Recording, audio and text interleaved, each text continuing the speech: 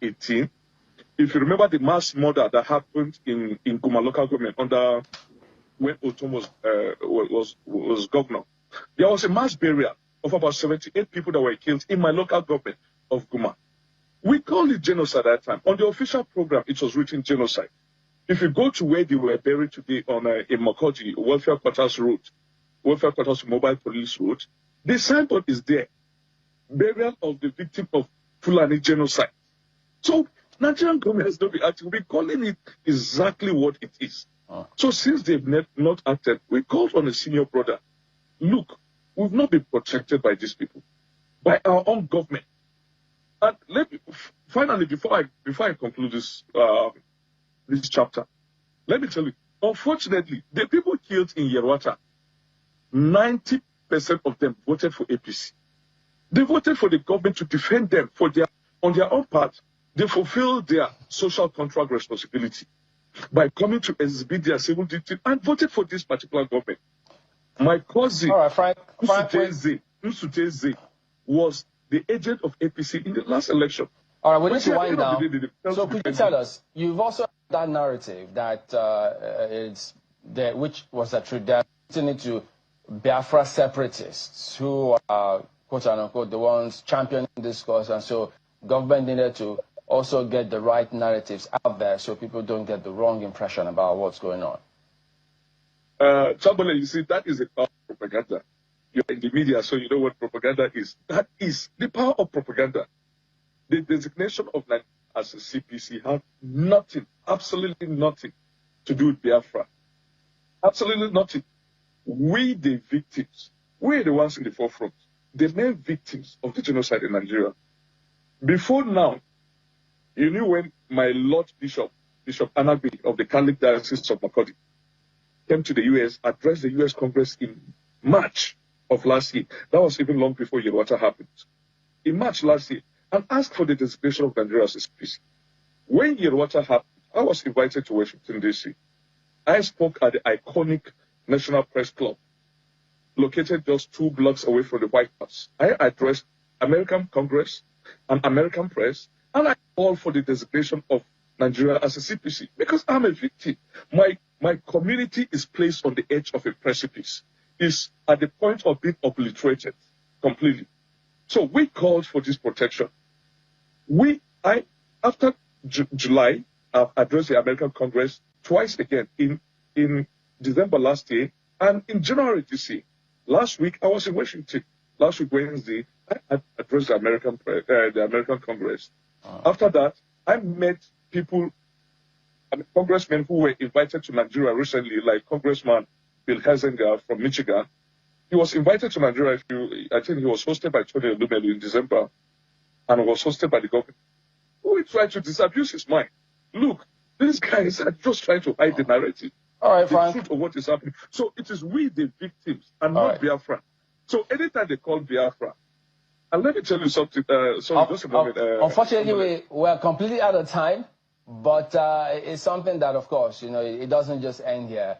It's an ongoing concern, and we'll also find time to revisit the matter, as it were. So we do thank you for talking to us this morning, Franc Utoo, a lawyer and a native of Yerwata. Thank you for your time. And is it good night or good morning now, because you need to get back to sleep too?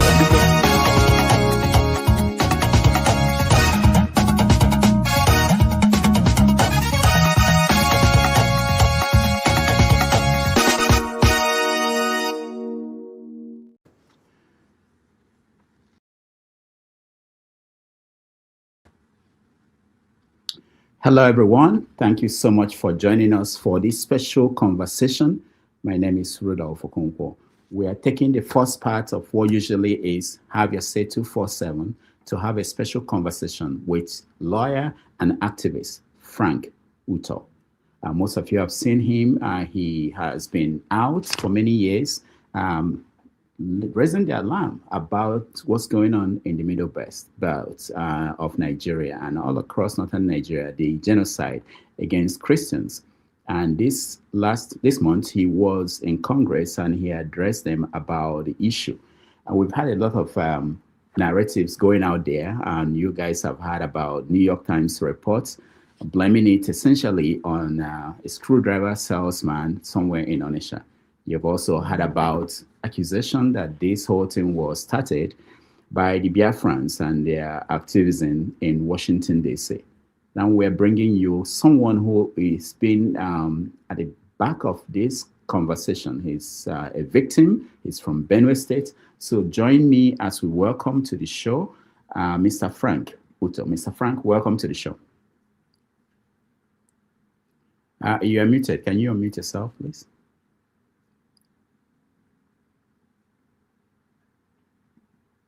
I'll do that. I'll do that. Let me see. I did it. Yeah. Right. Thank you so much. How have you been? Very well, thank you. How about you? Very good, very good. I know that you are in Oklahoma, in the United States. Okay, so you are far away from Nigeria, where it's happening. How do you... I'm far geographically, but I'm close. I'm very close at heart, you know. Yeah. So how do you, especially Benue State, and what's going on? I was in Benue State last year in June. People were on the edge. Everybody you see, every day they wake up, they feel lucky that they were up. Every day they go to sleep, they feel that they are not sure what will happen at night. So how are you coping, staying far away from the scene? Well, first and foremost, I don't think I'm coping well, because the place we're talking about is my state, my community, and then my own people. I have immediate family members there. I have extended family there. I have friends and neighbors. But most importantly, that's my ancestral land. So as long as my ancestral land is under siege, I can never be comfortable. Mm-hmm. So let's start with the latest. We woke up, I think last week, and we heard that bandits, they call them bandits now, went to churches in Kaduna and killed some people, kidnapped over 160 people. Do you monitor such events? When you hear about such incidents, what does that do to you? What do you feel? How do you take the news? Well, it is a sad thing, and it's been part of our lives, especially we in the middle belt of Nigeria. It is not something that is strange to us. It is something that has happened every day. Every day, as we speak today, there are people being killed in some parts of Benue and some parts of Plateau. It happens every day. And of course, this is in furtherance of the jihad. You know, so you have Islamist terrorist groups who operate under different names. Some are called Boko Haram. They are major stations in the northeast part of Nigeria. Some are the ISWAP, that's Islamic State West African Province. These are scattered across northeast part of Nigeria and northwest part of Nigeria, middle belt of Nigeria. Then you have the Ansaru and the Lakurawa. And the most dangerous, the most evilish, the most vicious of them all, the Fulani ethnic militia. So, sometimes when you say bandit, it's quite a mischaracterization, you know. It's a euphemism of calling these terrorist organizations. So whatever is being perpetrated in the southern Kaduna axis is always perpetrated by the Fulani ethnic militia, a terrorist organization that is so vicious and so intent on wiping the Christian communities and occupying their land and exuding dominance. So that's exactly what's happening. For those who got to hear about these incidents of recent, can you give us, go back into history? When did this start? Well, if we want to go back to history, then it has to be about 200 years ago, you know, the Ottoman Dafodio Jihad, when the man burst out of Fouta Djallon in Guinea, came to the Hausa territories, wiped out the Hausa territories, took over the territories of Hausa people who were actually practicing Islam.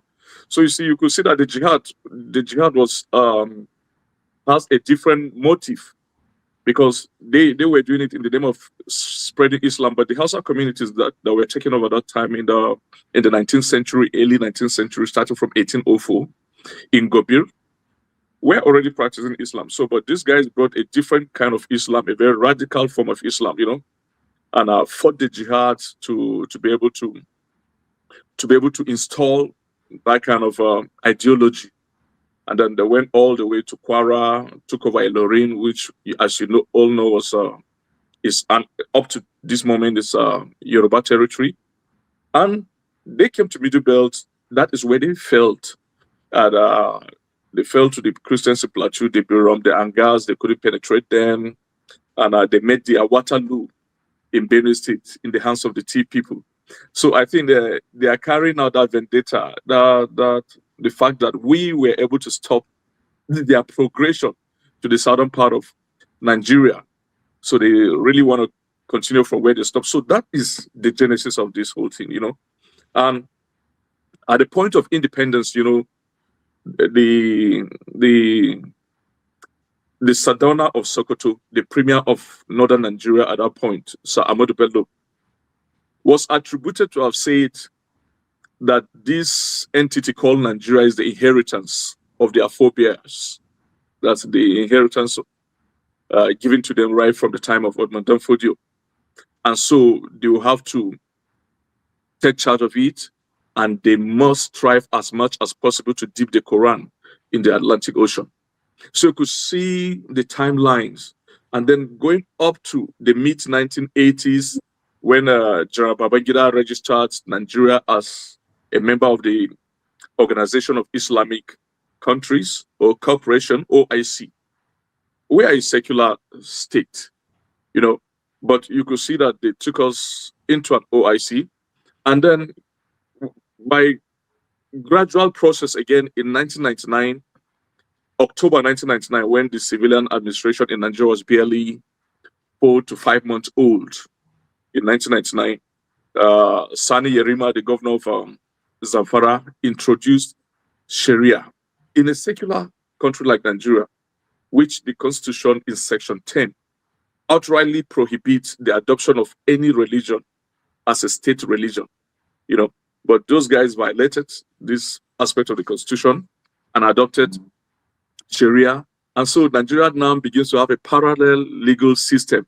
One is the secular and one is the Islamic law. So you could see that was how this. So, but the violent aspect of it started around 13, 14 years ago. Because you could see, I started by giving you the background and how they've been using state policy to gradually come in, you know. So, but of course, before you overwhelm a people, especially in modern times, like this, state policy alone cannot work.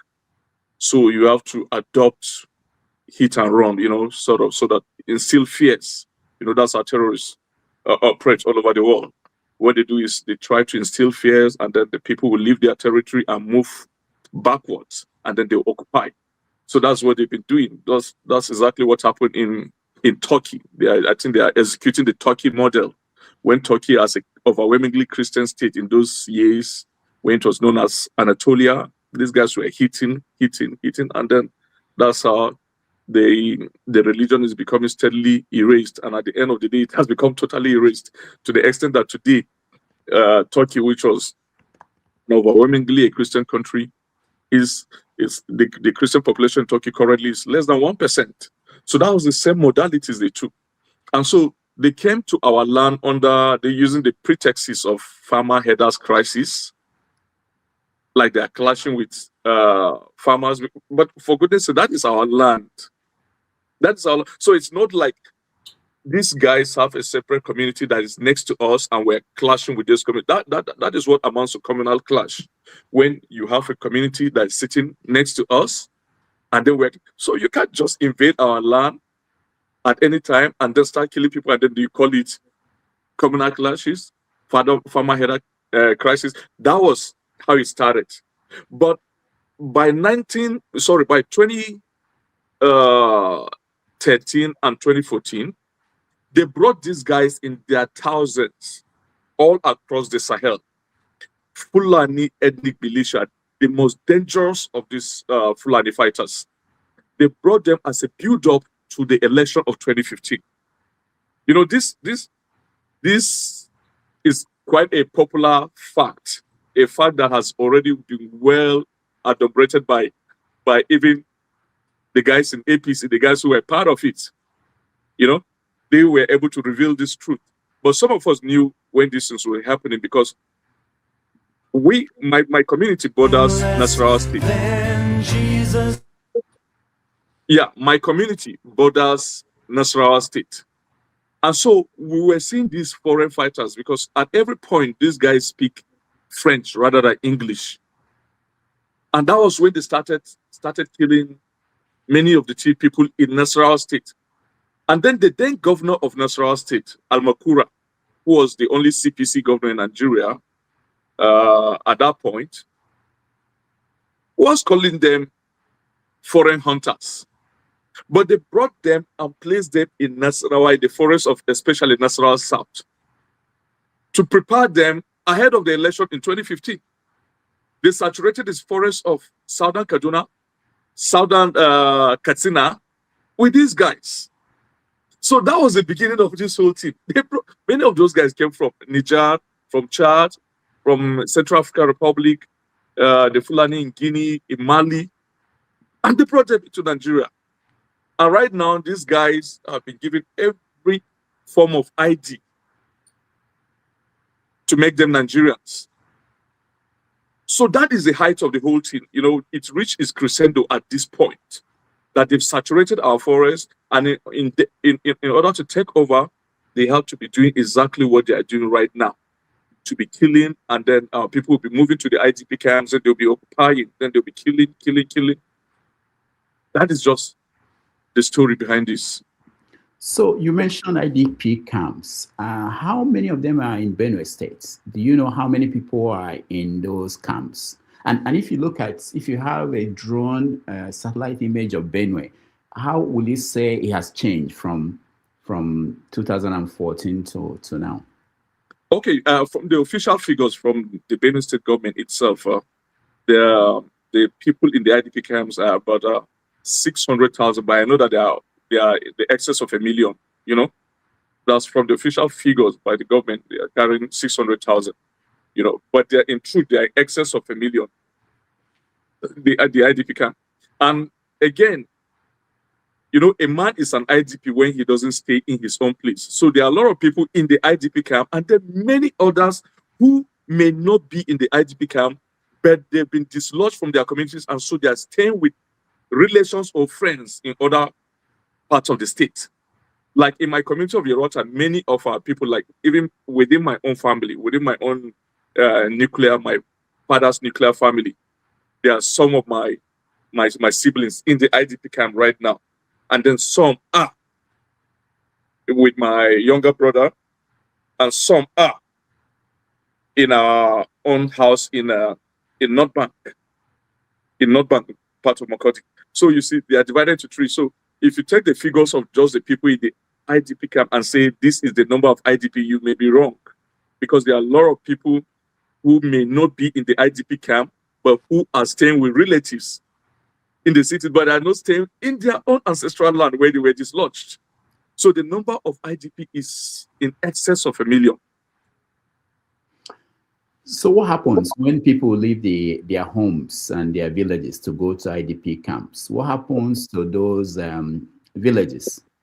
They're vacant? Yeah, there are a lot of the villages are left desolate, and many are been taken over by these guys. You know, like in my local government of Guma, and particularly my council ward of Niev, they've taken over many of these communities, because when you go there, you see them with even bring their wives and even their little children crawling in the compound of Tea people just left those compound. They are in the IDP camp. You see a Fulani little kid crawling in the compound, using our kitchens, using our bathrooms. sleeping in our bedrooms, in a thief compound, going to the thief stream, the stream in our own communities, and then grazing freely. So that's one of the most perverted lifestyle I've ever seen. One of the grossest form of injustices that our people are in the IDP camp, and then these guys are in their land and grazing freely, and the government is watching, and nothing much is being done. So it's unbelievable. You know, I've had these stories, and I'm happy that you are here as a victim, as someone from that area telling this story. But one of the things that I'm sure a lot of people are thinking about is you talked about the government and the government of Benue State. Most of your elected officials, they are from the ruling party.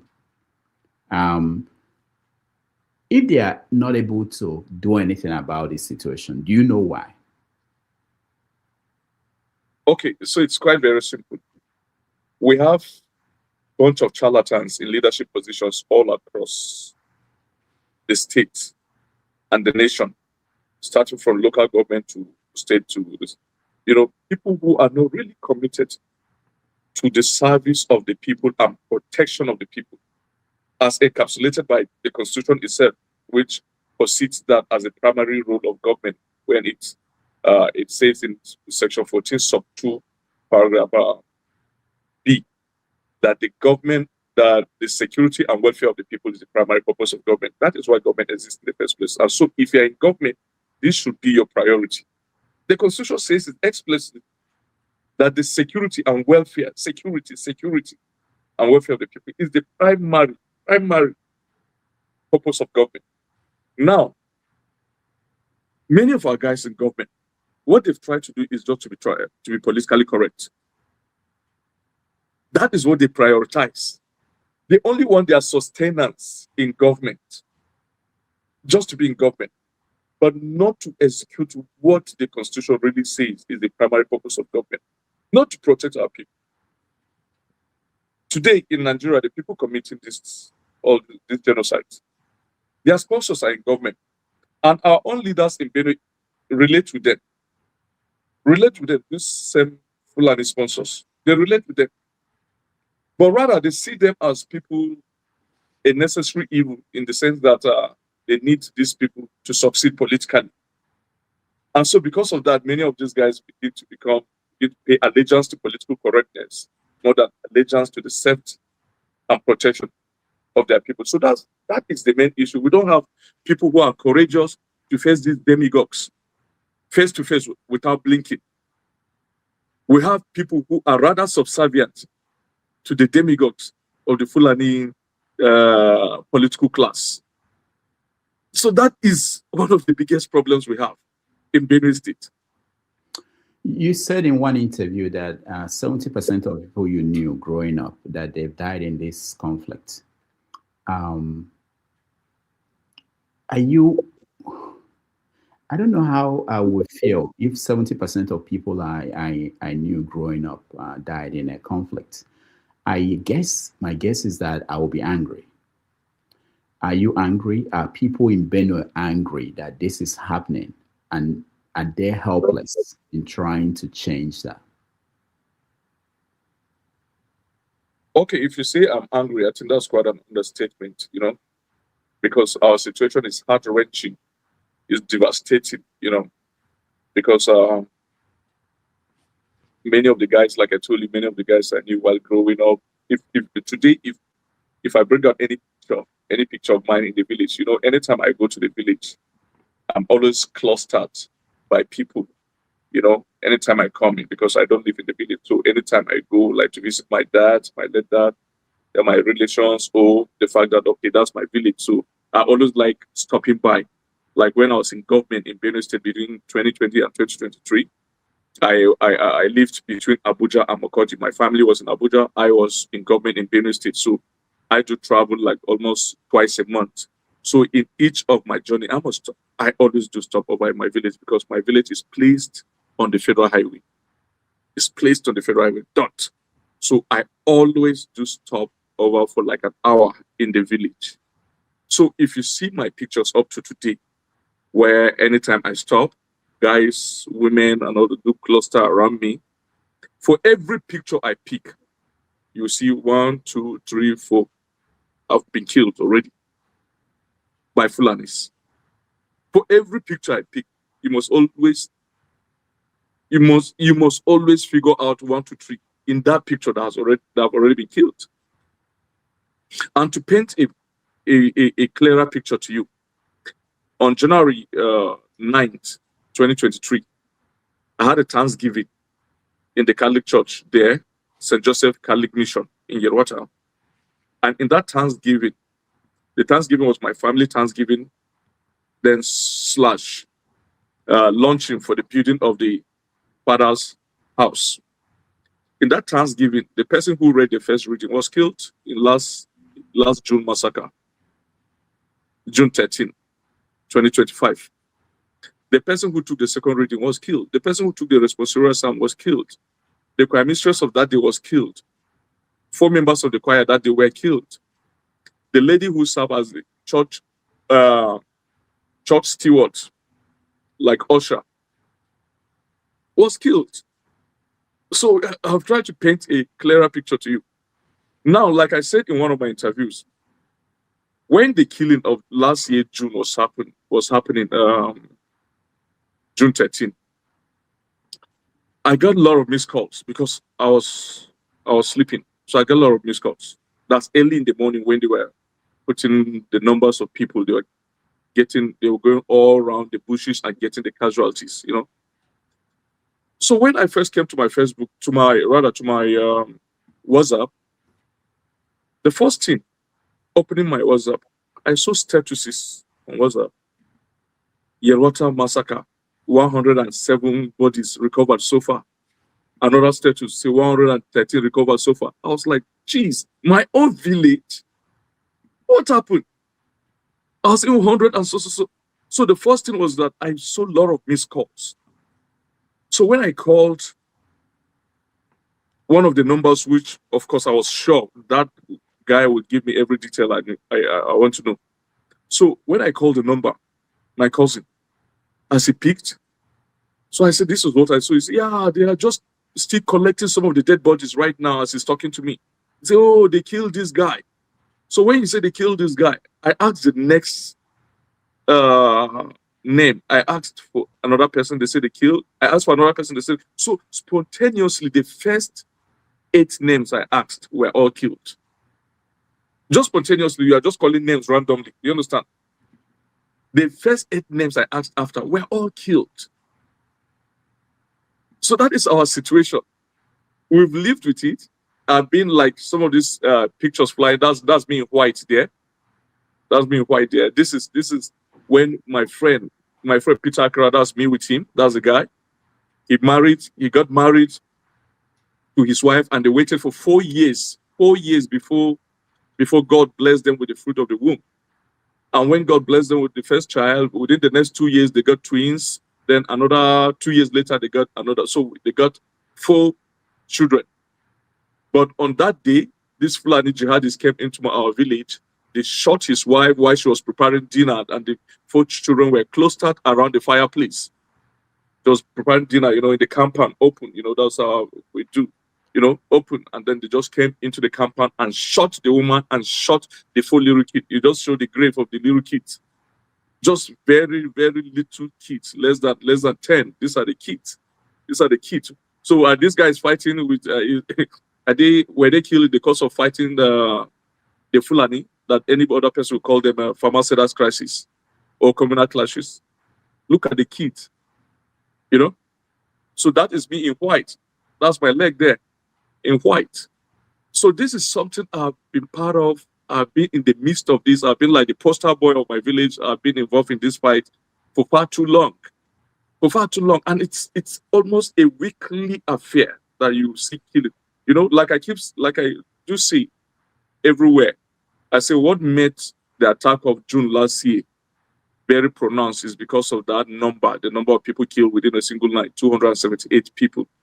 If not, we've always lived with it. If it were 20 people, 15 people, it couldn't have made the news.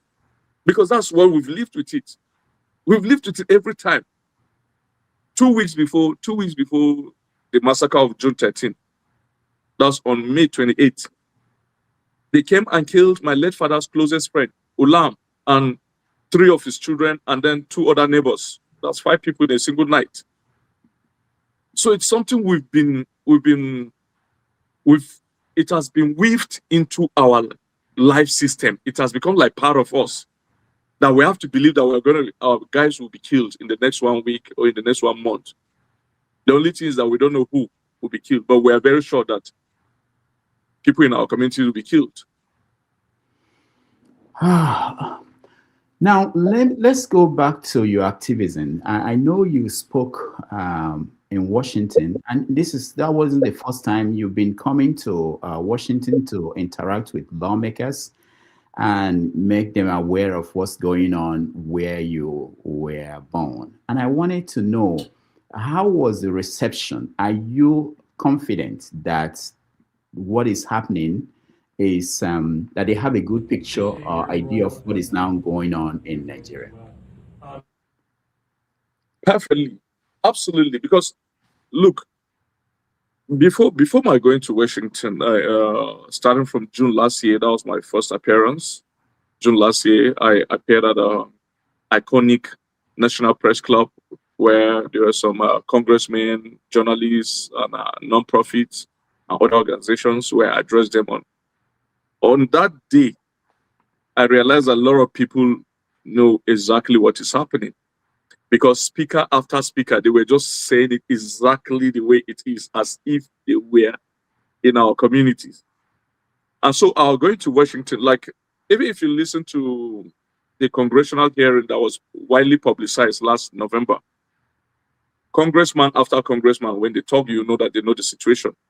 And again, they have so many sources that they relied on, especially my organization today, Equipping the Persecuted and Truth Nigeria.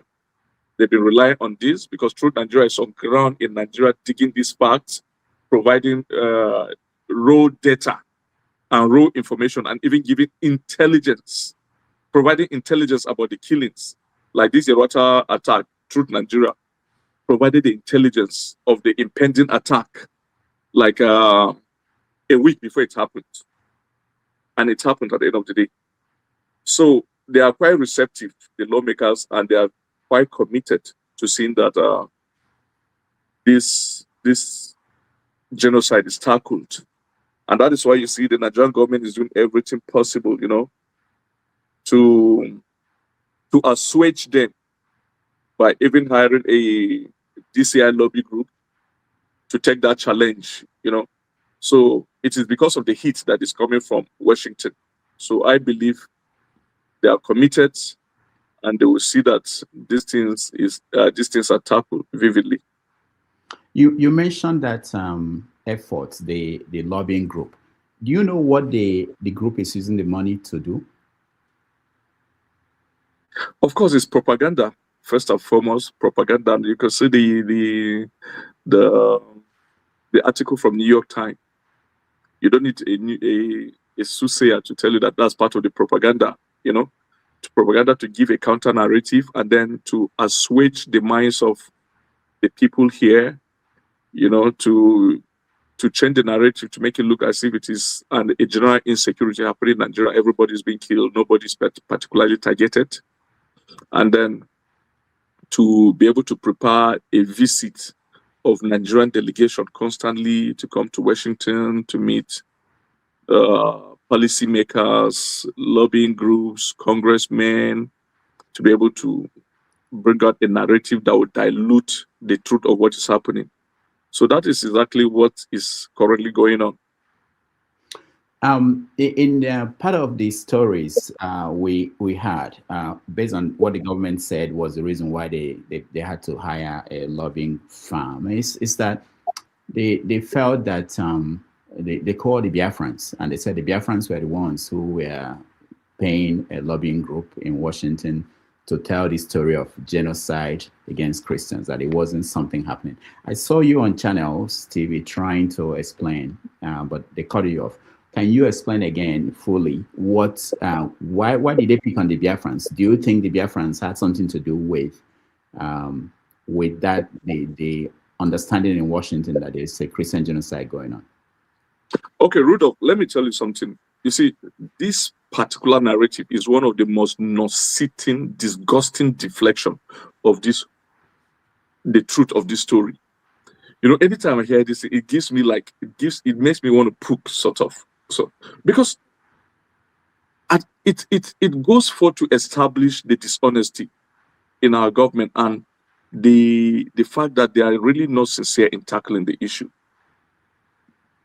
At no time were Biafrans involved principally in this, in what is happening, in the designation of Nigeria as a CPC because of the genocide going on in Nigeria. At no time. We, the victims, we are the ones in the forefront. We have a lot of victims of this genocide here in the United States. I am one of the principal victims. We have a lot of victims of this genocide from Plateau State who are here in the United States. We have Pastor John Haruna in Pennsylvania. We have the likes of Chuan Ruampang in California. We have many of these guys scattered all over the United States who have been writing to these guys and saying, look, this is what is happening to us. And the Congress was able to invite us. We made our story loud and clear. We provided evidence. We provided video evidence, pictorial evidence. We provided data. And they were convinced because we also have people on ground. And then there are also American non-profits like Equipping the Persecuted, like I mentioned. Truth Nigeria. Then the likes of Mike Arnold. The likes of ADF International. They have all these facts. So those were the people principally responsible for the Congress designating Nigeria, for the government designating Nigeria as a country of particular concern, and not anything that has to do with Biafra. Look, December 1st, 2025, that's last month, we're in Washington, D.C. for a very massive protest at the Congress. Coalition of Nigerians under the umbrella of Safe Nigeria Group, led by Stephen Osewengi in Minnesota. Now, at that protest last month, December 1st, at Capitol Hill, two guys brought a banner of Biafra. We kindly turned these guys away, telling them that this has nothing to do with Biafra.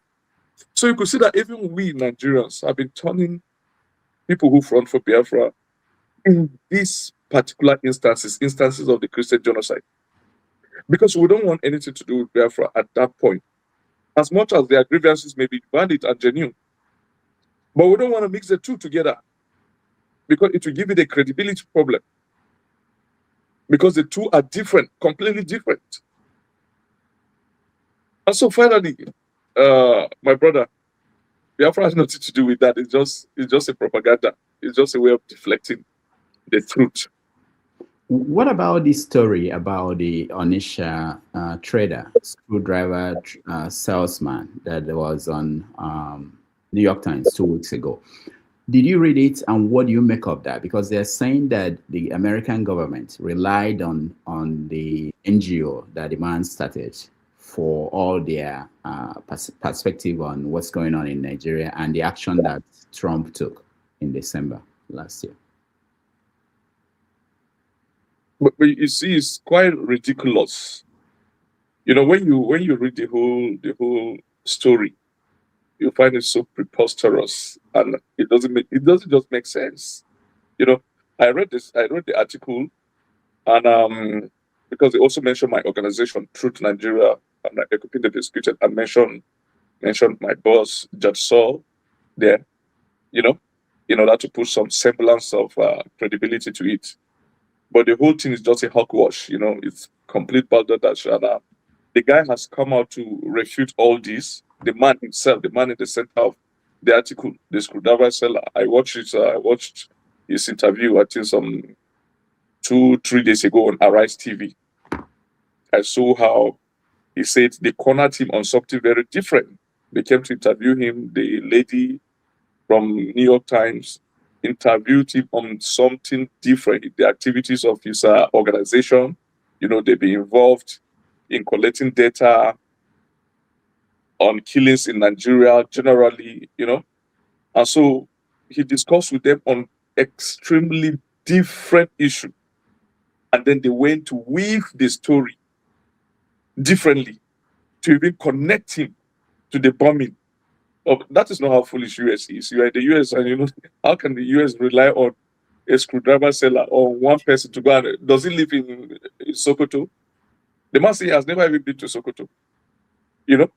So they had to rely on somebody who is sitting in the east to go and bomb a location in the. So you could see that the article is meant to generate bad blood, between the Muslim core north and the Christians, to show that it's an Igbo guy in the east who caused the bombing of their community in Sokoto. All right. We're going to invite people to join us to interact with you. They can ask questions, or they can also make their comment on what they feel. But before we do that, let me ask you that Trump on December 25th ordered an airstrike in Sokoto. Do you know if it was successful? And there are people now raising the questions like that after the bombing, more attacks happened. The bandits, so-called bandits, they are still moving around the country, attacking and kidnapping people. I talked about what happened in Kaduna last week, I believe. What is your take on that? Do you think that it helped? And people were expecting there would be a follow-up, and there is none. Now we have this organization called a Nigeria-US Partnership to solve the problem. How do you see the aftermath of that? Okay, first of all, the bombing really consumed the lives of the commanders of that jihad that were targeted, because report from the locals there indicates that the place was obliterated, the place where these guys were gathering, were obliterated. So a lot of lives were consumed, lives of the terrorists. But of course, even if America bombed 20 times across Nigeria, that it cannot be uprooted, singularly by those bombings, because this is something, like I've said earlier, this is something that they built over the years. So they took so many years building this jihad, building this violence, this genocide against Christians, So it won't take just 1, 2, 3, 4, 20 bombing to completely eradicate this issue. Some of us are realists. I believe in realism, so I know that it won't be that easy. The only thing that will make it easy is when the Nigerian government is sincere in fighting this. So that with the cooperation with the US, as the bombing is going, look at the Sokoto incidents, for instance. The Nigerian government shamelessly came out to say, okay, yeah, they cooperated with the US, AFRICOM. They gave the intel, and bombing was carried out. And then they were shamelessly saying the guys took off into different directions. Those that were not killed, they are just fleeing everywhere. Why should the government say like that? When you share intelligence and you know that they are coming to bomb them, then you have to put up your army on ground to mop up the remaining guys who are going to flee. That is simple war strategy. A very simple war strategy that the US is coming to bomb. We agree, we share intelligence, we cooperated that, okay, on this day they are coming to bomb. We agree. Then, from the surrounding environs, you have to put up your army to mop up the ones who are fleeing. But the government comes out shamelessly to tell us that, yeah, they bombed them, then some flee. So you guys didn't do anything about those that flee. So maybe they didn't know when they were coming to bomb. Maybe they didn't inform them on the day. Yeah, but since you guys know where they are, number one, it's even a matter of it's a thing of shame that you guys know where they are, and then you allow America to bomb them. What has happened to you guys bombing them? So it's something of shame to me that Nigeria, we have the Air Force, we have the military, we have it, and then you say you were the one who shared intelligence. You know where they are. So what stops you? Is it that they've overwhelmed you? So you could see there's so much dishonesty in this whole shenanigan. There's so much dishonesty there. And that is the biggest problem we have, the dishonesty of the government. Because if the government is really honest, I'm telling you, this whole matter will not take more than a month to be tackled. Because the sponsors of these people are all over, in the government, in the business class, in the traditional institutions, starting from, like I always say, from the caliphate to all the emirates. You know, they're there. Like we know the ones in Nasarawa State, the chiefs, like from the Serkin Adudu in Nasarawa State to the Serkin Kwara. You know, those are the people organizing these things against our people. We know all these things. We'll be sharing intelligence with these guys, but they do nothing.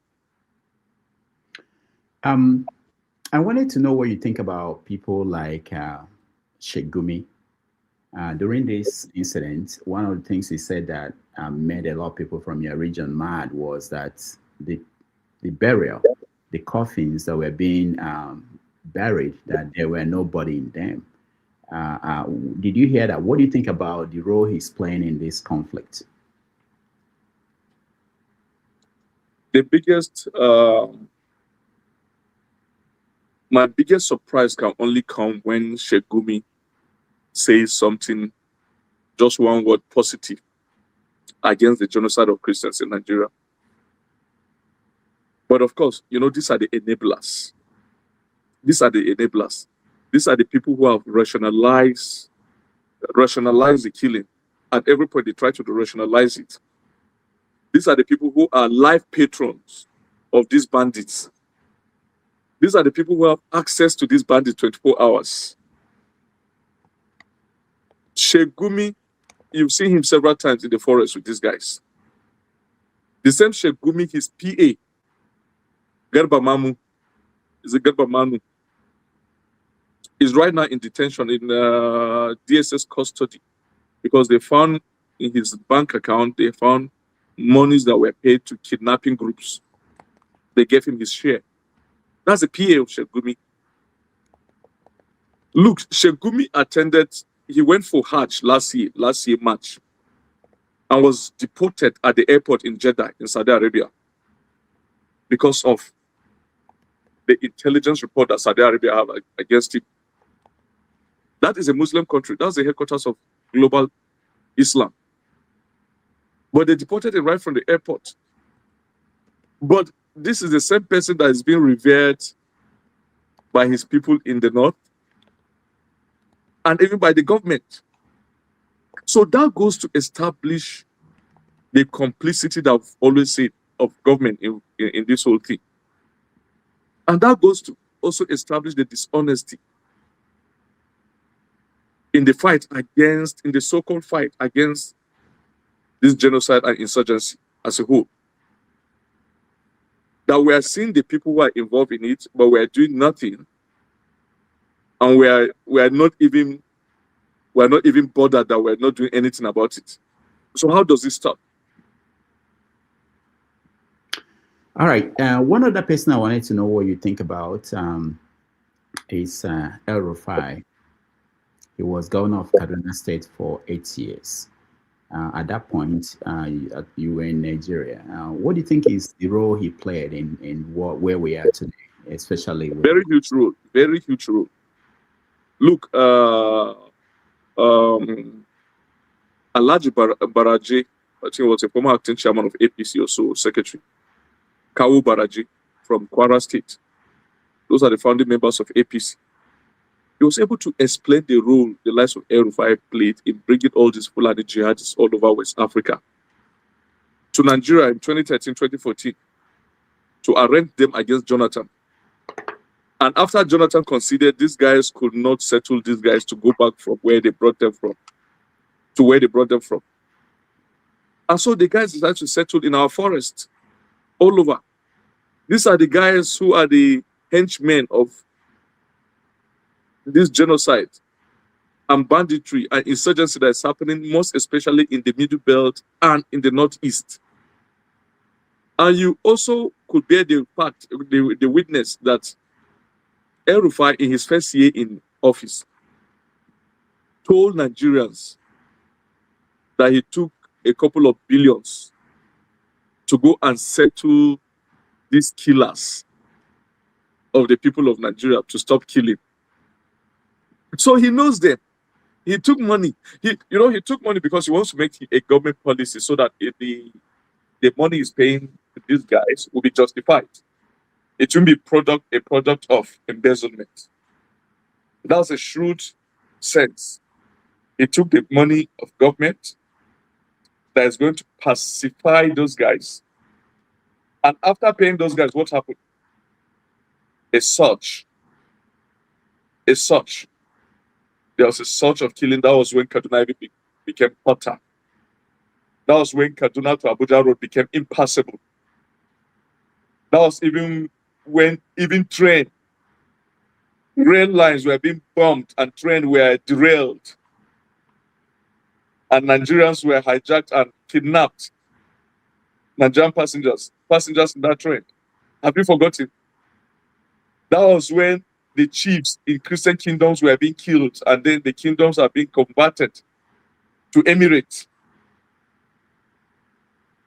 Like the Aguara, the chief of one of the popular Christian chiefs in Southern Kaduna, who El-Rufai invited for a meeting in 2017. And when he went, on his way back, the Fulani terrorists attacked him and killed him.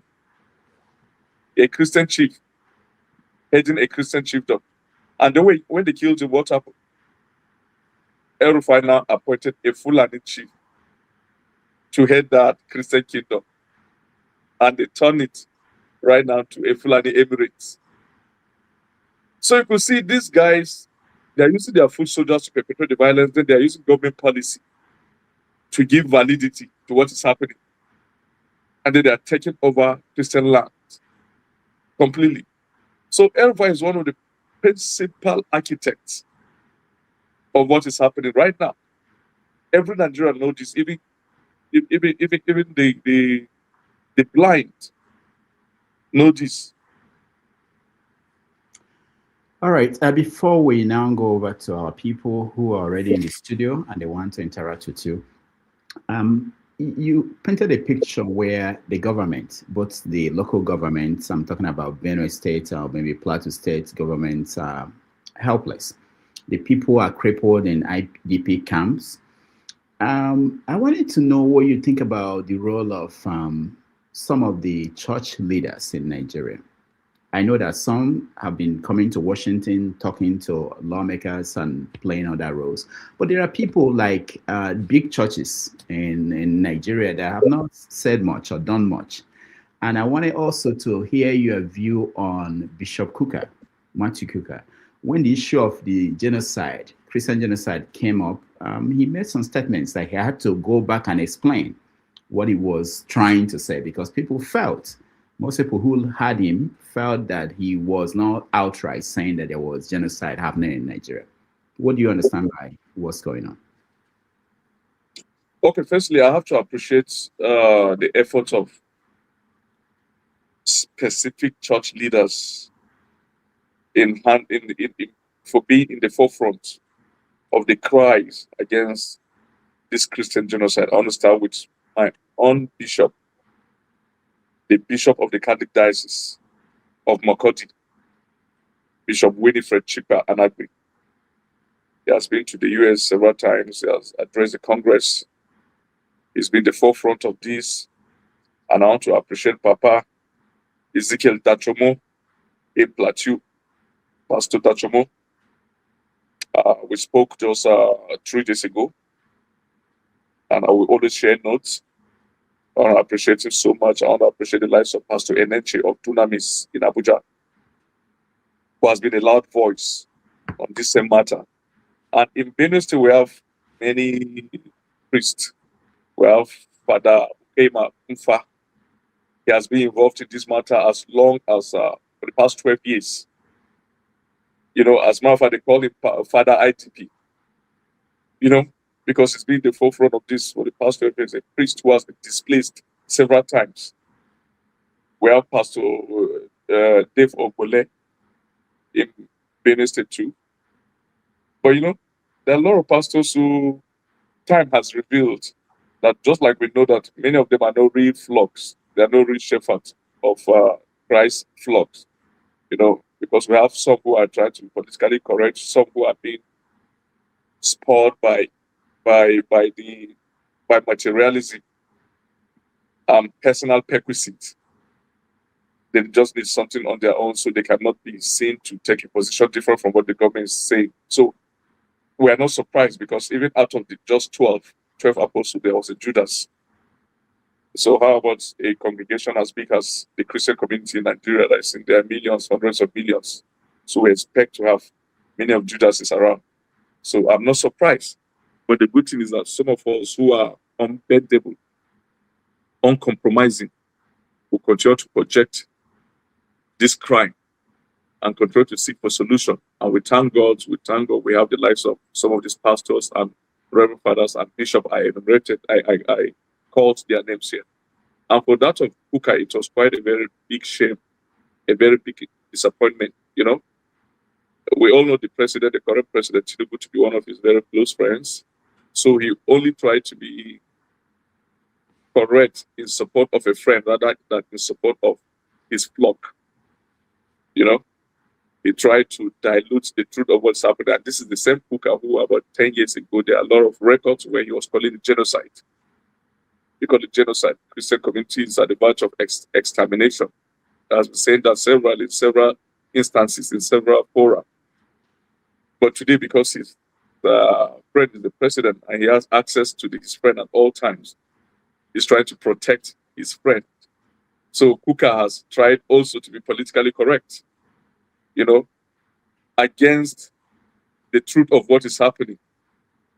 And so Kukah ordinarily shouldn't have been taking or dissipating so much time explaining like Nigeria, they say you explain, tire. You go explain, tire. So that's what he's doing right now, because the Kukah we know should be a straightforward person to hit the bull's eye straight. But you see what he did now, he's coming back to make explanations. And you see the political aspect of him has been brought to the fore when even the ruling party in Nigeria is considering him as one of the possible nominees for vice president. How can you be a Catholic bishop and they are still considering you in a political setting, calling your name out as one of the foremost names to be adopted as vice president? So you see, that explains his effort in trying to be politically correct, because that is his party, obviously, party in code. I don't know if he's a registered member, but obviously he has been quite sympathetic to the president. What about your governor? He's also a Catholic priest, or was. I'm not sure if he's still a priest. Why is he acting as if he's not a victim, or this is not happening to his people? Okay, so he's a suspended priest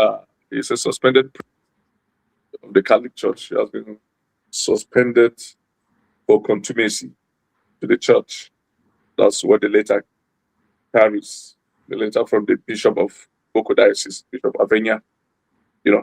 And for me, I'm not surprised. Anyway, I'm not surprised, because if he had done otherwise, I would have been very surprised. So he has all this while trying to be politically correct against the truth of what is happening, against being a flock, a shepherd to the flock, because he's both a priest and the leader of the state. So you see, he's playing a dual role, in which ordinarily he should have been a field marshal in the fight against this genocide. But you see, that is what political correctness has done. And the sake of trying to be politically relevant in the eyes of the Fulani oligarchy and the caliphate and the Fulani ruling class. So that is just a summary of what is happening. I don't want to delve further. The truth of the matter is that he has not stood up for us. He has stood up rather for the people who are killing us. Because at every point in time, he talks as if he's their spokesperson.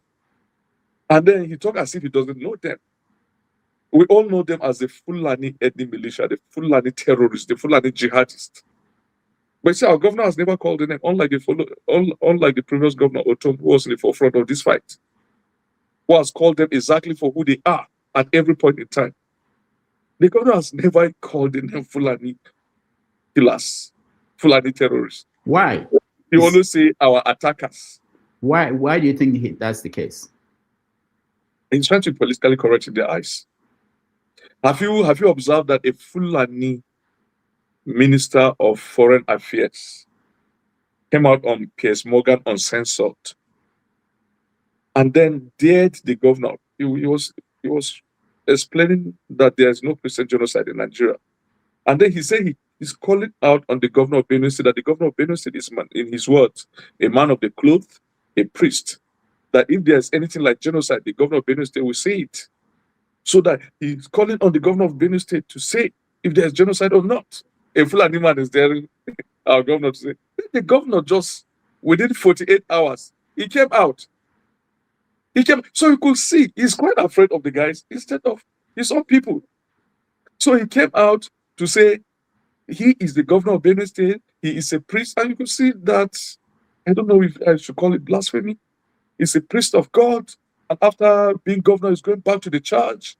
So he's saying the truth of the matter, that there's nothing like genocide in Benue State. There's no ethnic, no racial, no religious, no national, no state genocide happening in Benue State. Now, so I know you've answered this question in several interviews. I just want to explain that again for those who are just seeing you for the first time. People say that it's not just Christians that are being killed, that Muslims are being killed, that the issue with calling it a Christian genocide is that it makes it looks as if they are targeting just Christians, they are killing everybody. So for another, just one more time, can you give the answer to those who have that viewpoint? Because I've seen you give that answer to several news organizations. I'm sorry, I was just trying to reply a very serious message, so I missed your last question. Okay. I was talking about people who say that it's wrong to call it Christian genocide because there are Muslims being killed in all these conflicts and attacks. So how do you call it a Christian genocide? So can you again explain it? Because I know you've done it several times for those who are seeing you for the first time. Okay, first of all, we have to understand what is genocide. Genocide was defined by Article 2 of the United Nations Convention on the Crime and Punishment and Prevention of the on the Punishment and Prevention of the Crime of Genocide. In Article 2 of 1948, it says genocide happens when there's an attack on the people with the intention to destroy them in whole or in part, to destroy those people in whole or in part, because of their 1, ethnicity, 2, religion, 3, race. For goodness sake, look at this definition. Put it side by side what is happening. It says is that attack on a people with the intention to destroy them. That intent to destroy them will always be there. To destroy, is there intent to destroy? Yes. In whole or in part. In whole, the intent to destroy in whole has been there. The intent they've been destroyed in part. And the intent is actually to destroy in whole, but they've been destroyed in part. They made that other element. Because of what? Because of their 1, ethnicity. So for long there have been tribal genocide in Nigeria. Because like in the Northeast, they've been destroying the Hausa communities, the Hausa people. The Fulanis are the ones carrying out this thing in the Northeast. So Hausa have not been complaining. In truth, there's a genocide of the Hausa communities in the Northeast. Then in the Middle Belt, there's a genocide of Christians because of our race, our religion. What do you say when a jihadi group tells you that they are a jihadi group? That's what they've been telling us when they come to attack us. And then when they come, they use the globally recognized slogan of jihad all over the world, of Islamist terrorists. They're killing and they're shouting, Allahu Akbar, Allahu Akbar. Allahu Akbar saturated the night in Yerota. They've uttered it more than 10,000 times as we were killing our people last June 13 and 14. Allahu Akbar, bang, bang, bang, bang, Allahu Akbar, bang, bang, bang, bang, bang, slaughtering, burning, shooting. Their target when they came was the church, the Catholic Church. So when they came, the target was the church. The church was sandwiched between the primary school and the police station. So in the primary school, there are soldiers in the primary school, and then the police station. So when they were going to the church, the police were shooting against these guys. And that was why they now diverted to the market. That is where you are seeing that about 50 people were burnt in a store, 40 people were burnt. That was why the number was high. Because a lot of people went to take refuge. The higher number was in the church and the primary school. The others went to take refuge in the market. That's why you found a higher number. Okay, you say it's no genocide, but these guys have been targeting churches at every point. Churches, we saw the attack in all the churches, the live attack on that Kwara church. We saw attack churches in Plateau reduced to rubble. Have they shot? Look, they've carried out attack more than 1,000 attacks on Sunday worship, during Sunday worship. Can you point anywhere where they carry out attack during Jumat on Friday, like Friday prayers? Because that's the equivalent of Jumat. You understand? Sunday worship. You go during Sunday worship. Okay, the Kaduna attack, was it not during Sunday worship? The last week attack in Kajuru, in the 3 churches. During Sunday worship. That is the equivalent of Jumat. Jumat, that on Friday, they all gathered and went to a central mosque for Friday prayers. So what is it that is not religious there? There are some Muslims that will listen to you now and say that they've also attacked our mosque. I'm coming to that. How many mosques have been attacked? And the attack in the mosque, like in the northeast where this has happened, and northwest rather, where this has happened, was for the sake of revenge.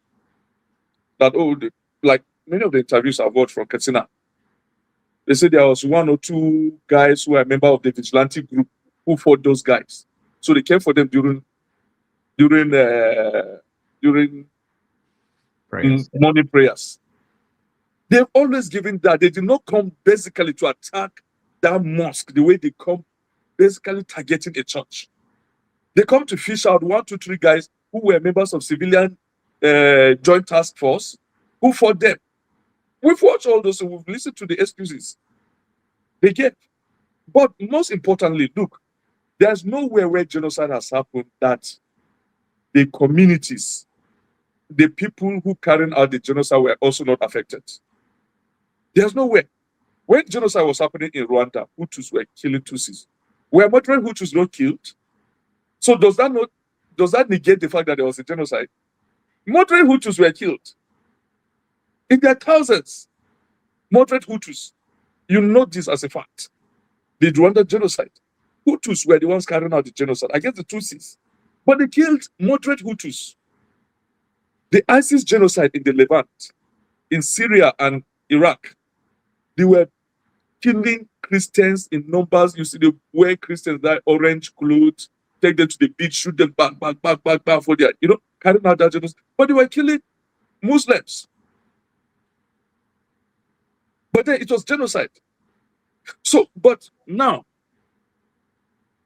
as a lawyer, let me also distinguish these crimes. There's a general pervasive terrorism in Nigeria. So some of these crimes happening against Muslims are terrorism. There are also a violent crime called kidnapping. Just like there's a violent crime called rape. There's another violent crime called armed robbery. There's a violent crime called assault. These are categories of violent crimes. There's a violent crime called grievous bodily harm. Then there's a violent crime called genocide. So genocide is when you target these guys because of their faith. because of their ethnicity. The ones committed against us is genocide. The ones committed against the Muslim, fellow Muslims, it's terrorism. It's terrorism. Are they banditry? Are they kidnapping? So these are the various segments of these violent crimes. So the fact that they are killing Muslims does not negate the truth of the genocide happening in Nigeria. It's just another kind of violent crime against them. You know? Against them. When they were killing one of the most popular genocide of the last century was the one in Srebrenica, the Bosnian genocide. The Bosnian genocide, the Serbs were carrying out, but they killed the Serbs too. Have you forgotten? When Slobodan Milosevic, the guy that was tried at the International Criminal Court, the head of the Serbs at that time, they killed Serbs too, but they were killing Bosnians. They killed over was it 8,000 Bosnians?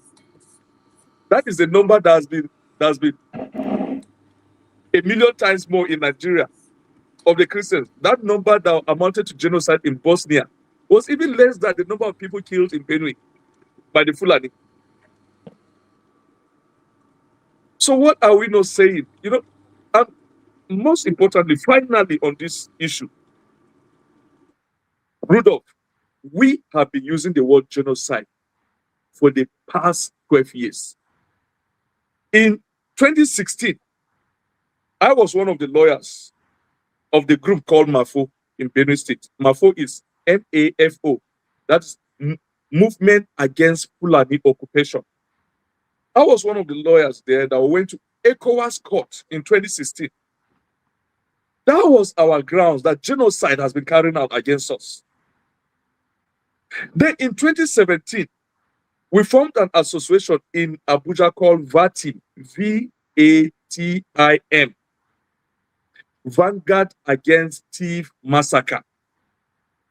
We staged a protest. I sent one of the pictures to you. Now, the picture where I was addressing press in front of the National Assembly gate. At that protest, as far back as 2017, our placards were carrying genocide. Genocide.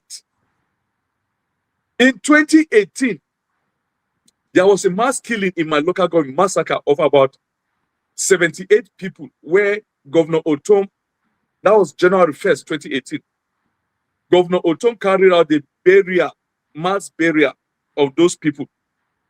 The grave, right now, the cemetery where those guys are buried, is in Makurdi. If you go to Makurdi from Welfare Quarters Road to Mobile Police Barracks Road, you find the grave where those 78 victims were buried.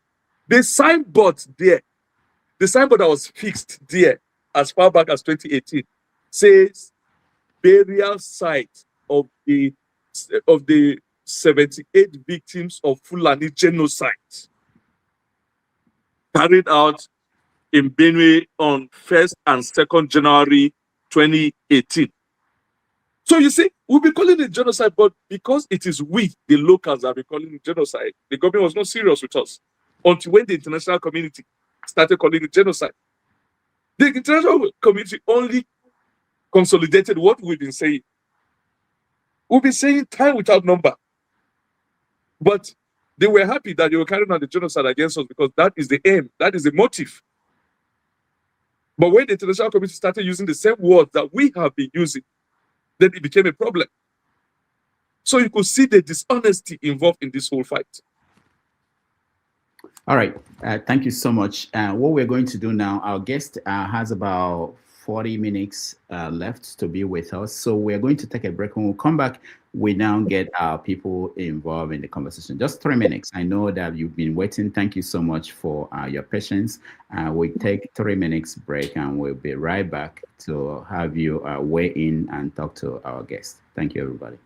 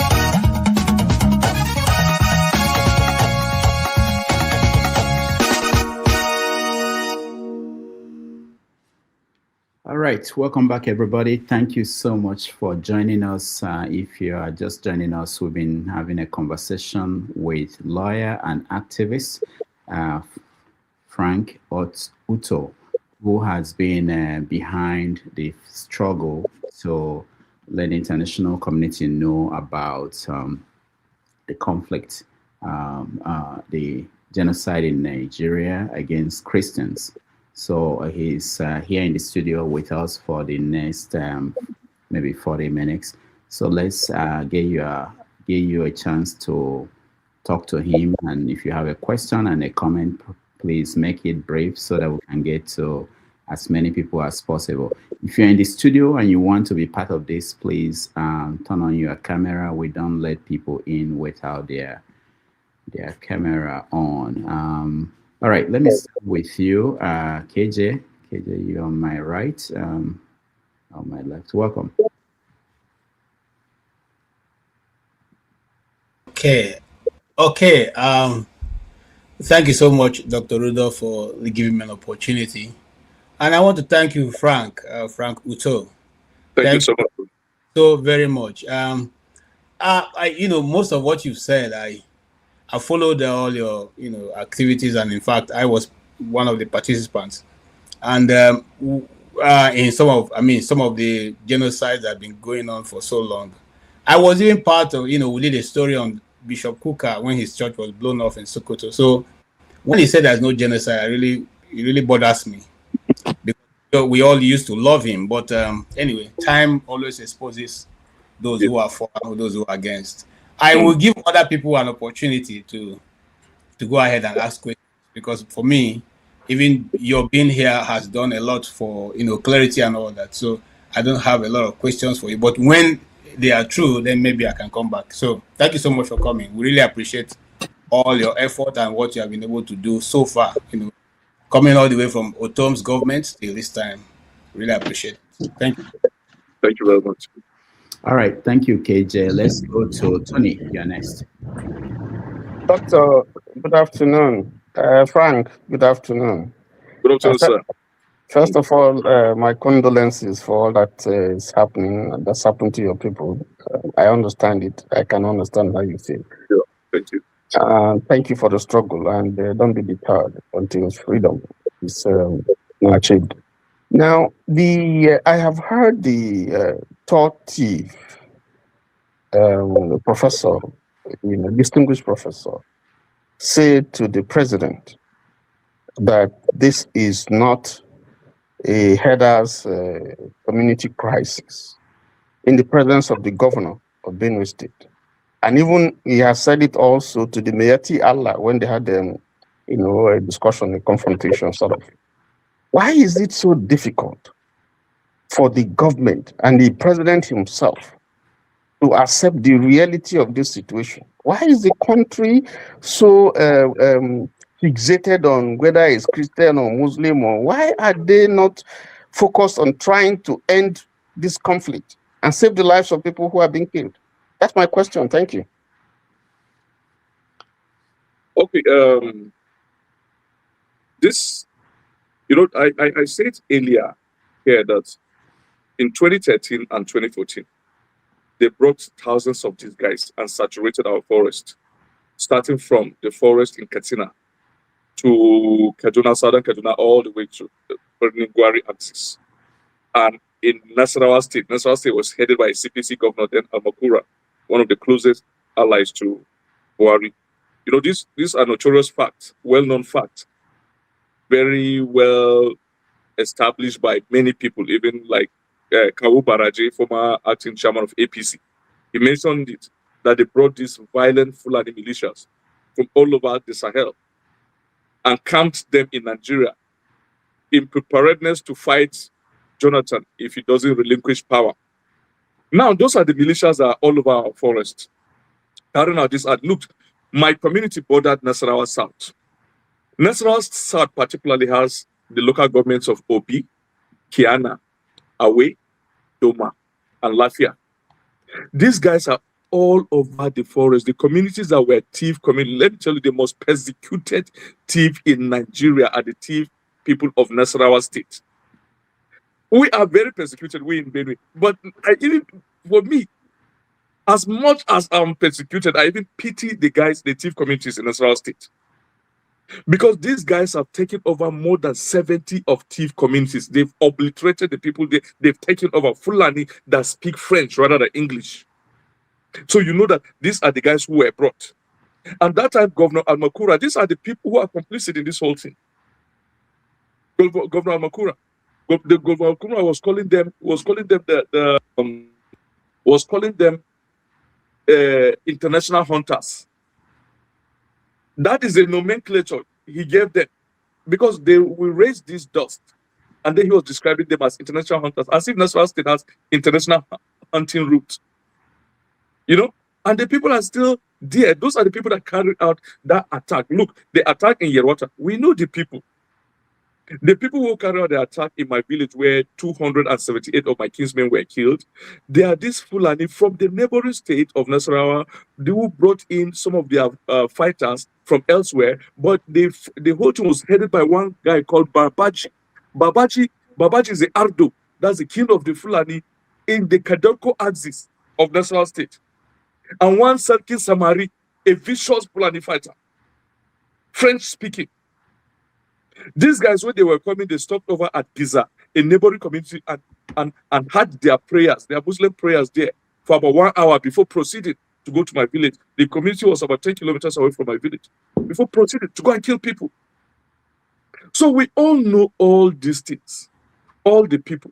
But you see, it's the sincerity, I keep saying, it's the sincerity of government. Because look, the Almajiri boys who come with AK-47 in our communities killing people, they cannot even raise 50,000 of their own, but an AK-47 in Nigerian naira goes for about 3 million. When they came to my community, they brought more than 100 AK-47 and general purpose machine guns. So you know that these guys are sponsored by their oligarchs, by emirs, all the way to the caliphate, by their own political leaders.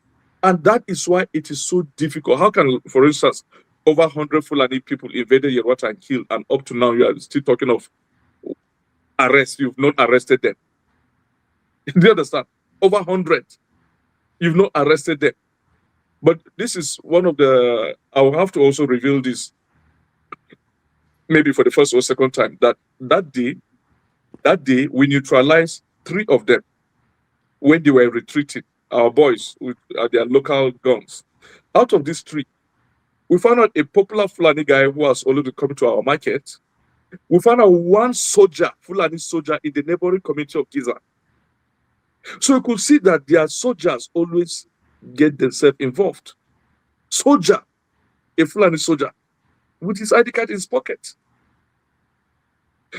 2 weeks before that attack, the attack of May 28th in my community, where my late father's closest friend, Ulam, was killed with 2 of his children and 2 neighbors. The following day, they found out one of the Fulani guys who carried out attack with blood splashed on his bike. And when he was arrested by the youth of the neighboring community, where he was trying to make his escape, he said the bike was given to him by a Fulani soldier in that neighboring community called Ude. That's my ward headquarters. And then the youth of that area, they took the Fulani suspect with the bike to the primary school, Baptist primary school, where the soldiers are stationed, and accosted the Fulani guy who gave, it was one of these bikes that, you know, government do give soldiers, you know, to aid them. You know? I think he gave a Fulani guy to go and carry out killing with it. And the Fulani soldier, Suleiman, that's his name, Suleiman, was taken to the 72 Special Forces Battalion in Mokodi, headed by another Fulani man, and that died a natural death. So you could see these guys are so strategic. They place themselves everywhere. The Fulani soldiers are commanding us in our own place. And then in the Nasarawa State, which has been the sanctuary of these Fulani killers, where they come out to attack Plateau, they come out to attack Southern Kaduna, they come out to attack Benue. The Nasarawa is always headed by a police commissioner of Fulani ethnic stock. The last police commissioner was transferred to police Staff's College in Jos last December, and the governor of Nasarawa was in America for holiday because his family is in Texas, in Houston. And so when he went back to Nasarawa, he asked for the reinstatement of the commissioner of police that was redeployed, the Fulani guy. He came back after 2 weeks or a week of redeployment. So they made Nasarawa State as a sanctuary and as a landing pad to carry out attack. And that is why, you know, that the current governor of Nasarawa State lost his election twice. The clearest one was the 2019 election. He lost to my secondary school mate. I schooled in Government College, Kefi. So, Dev Matix Ombugadu. Dev Matix Ombugadu was my secondary school junior by a year, the PDP candidate. The PDP candidate defeated the governor in his local government of Akwanga, defeated the deputy governor in his local government of Doma, defeated those guys everywhere. They used on the night of the announcement, the returning officer now deferred the announcement to the following day to continue. At that point, the match was winning by a landslide. Only for that night, a private jet, landed in Lafia Airport, which was completed but not operational yet, landed there with some of these elements. In that jet, they came, accosted a returning officer that had already adjourned collection and announcement to the following day by 10 a.m. They ambushed the guy. He went and announced this current governor by 12 midnight, 1 a.m. at the Federal University in Lafia. Why did they do that? Because they don't want to lose. They've taken Nasarawa State as a landing pad against the attack. You know, they need a base, the way United States have bases, you know, in the Middle East, in other places. So they need a base to be carrying out this attack. And so they always try as much as possible to foist a Fulani proxy in Nasarawa State as governor. Look at the attack just day before yesterday. 80 people were killed in Kiana local government, in a Tea community called Umai, in Kwara district of Kiana local government of Nasarawa State. They were butchered in their ponds. They went fishing.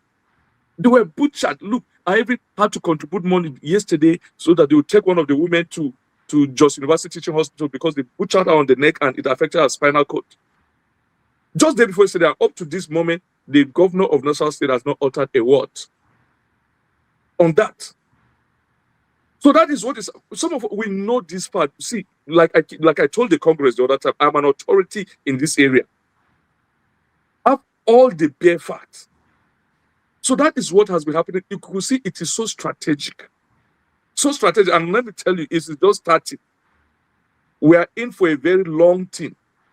A very long time, because it is a jihad that has been calculated, has been organized so well. And so even these bombings may just only soften it. It will not eradicate it. Because it is a plot that has always been there. But unfortunately, my community is placed on the borderline. And so we are the buffer. I can see many of you here may be Southerners. So we are the buffer between these guys and you. And that's why we're bearing the brunt. We created that boundary between them and you. So they have to finish with us before they get to you. But even before that, they've already saturated your forest. They're all over the forest of every state in Nigeria. So that is what we are facing. And that is why some of us are up on this and will never relent. In short, we've committed our life to this fight. All right. Thank you so much. Let's go to Mr. James. If he's not ready, we can skip him and go to somebody else. We have about 30 minutes left, so please make your questions short so that he can get to that and we get to everybody. There are some people at the back end. Mr. James, go ahead. I'm sure you can hear me. Yes. Doctor, can you take me to the back end, please? All right. It is pitiful that we find ourselves in this situation in the Republic. I'm not a Christian, neither am I a Muslim, but I'm interested in what's happening in the country because I'm a Nigerian. In the Christian Bible, there's a verse, I think Ecclesiastes chapter 1, verse 9. There's nothing new under the sun. It's gratifying that you made reference to Ottoman Empire quite well at the beginning of this program. What is happening to you right now in northern Nigeria happened to the Armenians in Ottoman Empire, when the empire made the fatal error of siding, I think, with the Central Powers during the First World War, which they lost. On the verge of losing the war, they wreaked their anger on the Christians, and the Christians were deported beyond the war zone to, I think, Babylon, modern-day Iraq, or somewhere around there, and it resulted in the Armenian genocide. This is a replica of what happened during the First World War we are going through at the moment. Anyway, the issue is this. There are certain misconceptions I want to correct. The idea of calling this the idea of killing the terrorists, I'm against it for one reason. To me, they are innocent boys. There are people sponsoring these guys. These are the people you should go after. If they are carrying AK-47, where did they get it? If they're asking for ransom, billions of the naira, you see them wearing tattered clothes, very dirty people. What are they doing with the billions? People are collecting this money. These are the people you should go after. Stop killing these boys. They are innocent boys as far as I'm concerned. They don't even know what they are doing. Majority of them are not educated. So they just deceive them. If you die during a jihad, you go to paradise to marry 72 women, which I find very absurd, because if a girl should die during jihad, we should go to paradise also to marry 72 husbands. These are issues they cannot rationalize. So that's one point. Then the second point is, there is no forest in northern Nigeria. What you have is savanna grassland. We should get that part crystal clear. If you call your area forested region, what will you call Delta State, Edo State, River State, Cross Rivers? Those are the areas where we have geographically where we call forests, not in the savanna region. It's open grassland. Any aircraft flying across the area can pick up anybody anywhere at any time. So we should correct that, what's it called? Correct that impression. Among you Christians in Benue and Plateau State in particular, you have Moors. There are some people who have pretended to have converted to Christianity from Islam in your midst, supplying information on your strategies and how to go about things to their people. And this has assisted them tremendously in launching attacks on you people.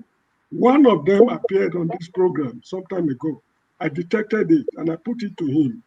If you are a repentant terrorist, without confession, there can be no forgiveness. Have you confessed your sins to the Christians, what you did against them while you were a Muslim?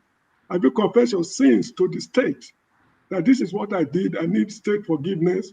If the answer is no, it's a mole in your midst. So you guys should be on the lookout at all times. It's a pity I will not be able to say much because so many people on the queue. I wish you well. I'm very worried because if they finish dealing with you in the Middle Belt, what will they do to us? You've lived with them for centuries. You are all the same people as we are concerned. If they treat you in this fashion, what will they do to us?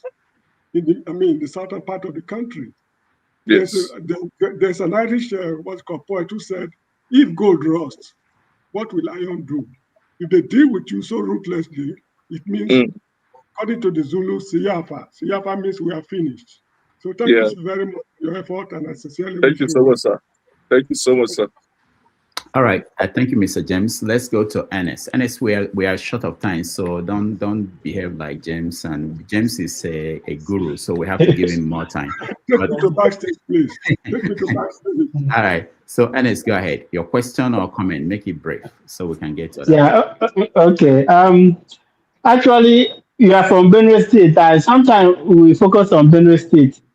But from my own part of Enugu State, we are also involved. So if you go there, you see that some churches are they flooded, they are burnt it.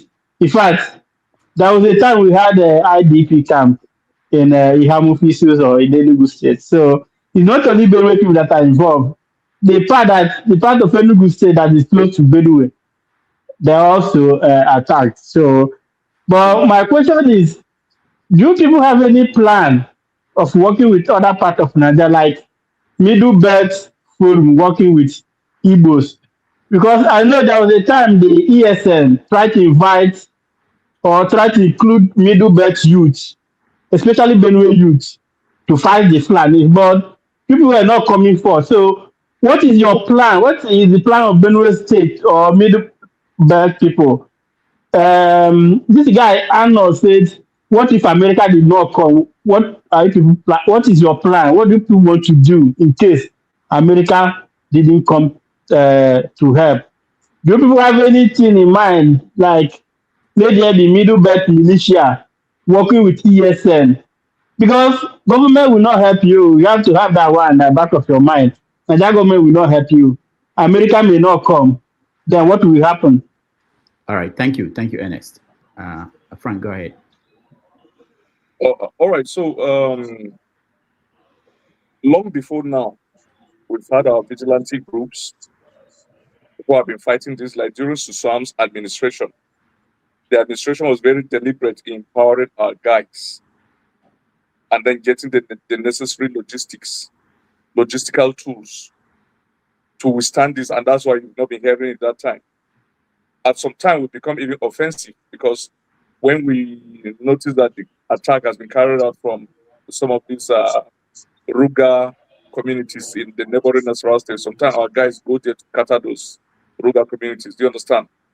So that was why you've not heard much during some administration like this, even though they are aware, but not as much as this. You know, but the government complicity became very well established when, starting from Buhari administration up to this moment, the soldiers that were dispatched to our locations in the name of helping to maintain peace were actually sent with a singular motive. That is the motive of disarming our youth with their damn guns. So that is what they've been doing. They've been coming to arrest our youth. I know how many times I've intervened when they arrested our youth in Yelwata and brought them to Makodi because they were in possession of 10 guns. You know, I know how many times I intervened. And you could see the complicity very clear when there was a time those guys came. At no time were the soldiers involved in, you know, killing these guys. Anytime they come, what the soldiers do is just to shoot in the air to just show their location so that the guys shouldn't come there. But there was a time that a soldier, Staff Sergeant Kingsley, I'll withhold his surname, Staff Sergeant Kingsley, Yoruba soldier, who, when they came attacking our community, he joined with our own version of civilian joint task force, and they went after these terrorists and killed 13 of them. I came to the village the following day. I went to the bush. I saw those bodies, and out of these 13, 2 were carrying ID cards of soldiers. Again, of Fulani soldiers. 2. But do you know what happened? Instead of the army authority to give accolade to this staff sergeant who led that attack to repel those guys, what they did was that the following day, as early as 10 a.m., they redeployed him out of Yelwata because he went out of his brief by killing those guys. They were not meant to be killed. So you could see the conspiracy. Now, we welcome any kind of association that is directed towards protecting us, protecting our communities. Like I keep saying, I said it in several interviews that, look, life is in phases. We've taken the phases of, we are in the phase of this advocacy, bringing the facts very clear and calling for support, external support and internal support, asking the government to live up to her responsibilities as enunciated in section 14 sub 2 paragraph B of the Constitution that says the security and welfare of the people is the primary purpose of government. So if government fail to this end, it is the right of the people to on her own defend themselves. And any form of defense is welcome at that point. Any form of defense and collaboration. is welcome at that point. That is just the truth of the matter, because we cannot sit back and see ourselves going extinct. Today, as I talk to you, like I keep saying in many of my interviews, more than 50% of the young guys I knew while growing up in my community are dead. Many of my cousins, they were just killed in their, just like that. So if we don't do anything, it will get to us. Because already, look, I keep even mentioning this example. I say, look, on the day of election, this election in 2023, in February 2023, presidential election, I was in the government of Otom. I was in the PDP. Now I'm not into Nigerian politics. I was in the PDP at that point. So our decision in the PDP in Benue was to vote for Peter Obi for governor, for president, and the rest of our candidates. You know, so I was the most I was the most senior political office holder from that part of my local government, from Yerwata, my village. I've respected so massively in my village. So I don't usually do party things in my village because we're like one big family. So I don't like causing that division. But on the day of election, I went to tell our people, I said, look, vote for Peter Obi for president, vote for Otom for Senate. And all. My community said, no. Otom did not defend them enough. Even though I was in Otom's government, they voted against Otom. So they voted massively for APC, voted for Tinubu. My cousin, who was the agent of APC that day, he was killed in that last attack. Do you understand? He was killed in that last attack. The agent of APC, their facilitators, all those guys who stay around the polling unit and be convincing people to vote APC, they were killed. My friend Choswe Shinku, he came because he voted APC. He saw me at the polling unit. He doesn't want to greet me. He turned his other way. He just voted and then left the other direction. He was killed. So see, my people voted, but the government did not. Like I said in that channel's interview you played, Rudolph, I said our people met their own part of the social contract responsibility by exercising their civic responsibility, and they voted a government. It's a contract that government, we have voted you, so you have to defend us. But the government has failed in that responsibility. And you know, this is so well encapsulated in paragraph 2 of the American Declaration of Independence, which says, we hold this truth to be self-evident that all men are created equal and are endowed by their creator with certain inalienable rights. Among these are the right to life, liberty, and the pursuit of happiness, and that government is instituted amongst men to protect these rights. And so whenever any government becomes destructive to this end, it is the right of the people to alter or abolish that government. So that's the situation we are in right now. So we need cooperation from anywhere just to stay alive. That is the least of what we're saying. All right, thank you. Let's go to recolonization. You are next. Good evening to everybody, Mr. Rudolph, my brother Frank. Thank you for coming. You know, well, I was enjoying what you're saying, what you've been saying. Anyway, I'm much more militant in nature because, like when you run against the wall, all you have to do is to bounce back. And most of my life have been like that, running against the wall. So now I'm bouncing back, whether you live or die. What I just want to say or encourage you guys is, we have seen what is going on in Nigeria. We don't have a government. We don't have a country. I've told my brothers in this platform, we need people to come and help us. Some say, what are you saying? So for me, my question, that brother Ernest says they have asked you really what I wanted to ask, because you can't fold your hands and people keep killing. You guys have to arm yourself. I don't care from where. That's what I want to say. If I live in that part of the world, I will arm myself. Whether a knife or anything, I will hold it, because when they kill you, it's gone and nobody protects you. That's what I want to add. Thank you for coming. Thank you, sir. All right. Thank you so much, recolonization. Let me just play this video with a brief video in terms of to connect to what you guys are bringing up. and then I'll ask him to weigh in about when do you do something and what should you do. Let's watch.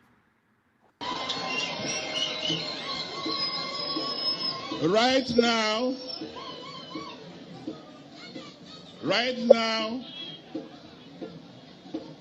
we are all sitting ducks.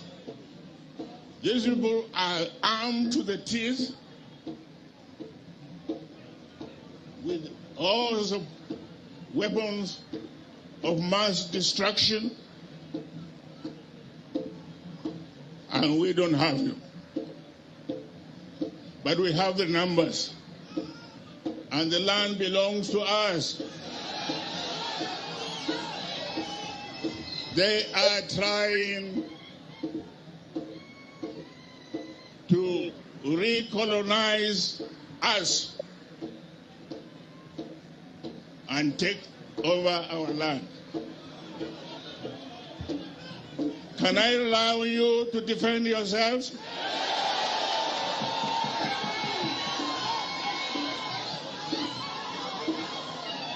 Your Majesty, you heard what they've said.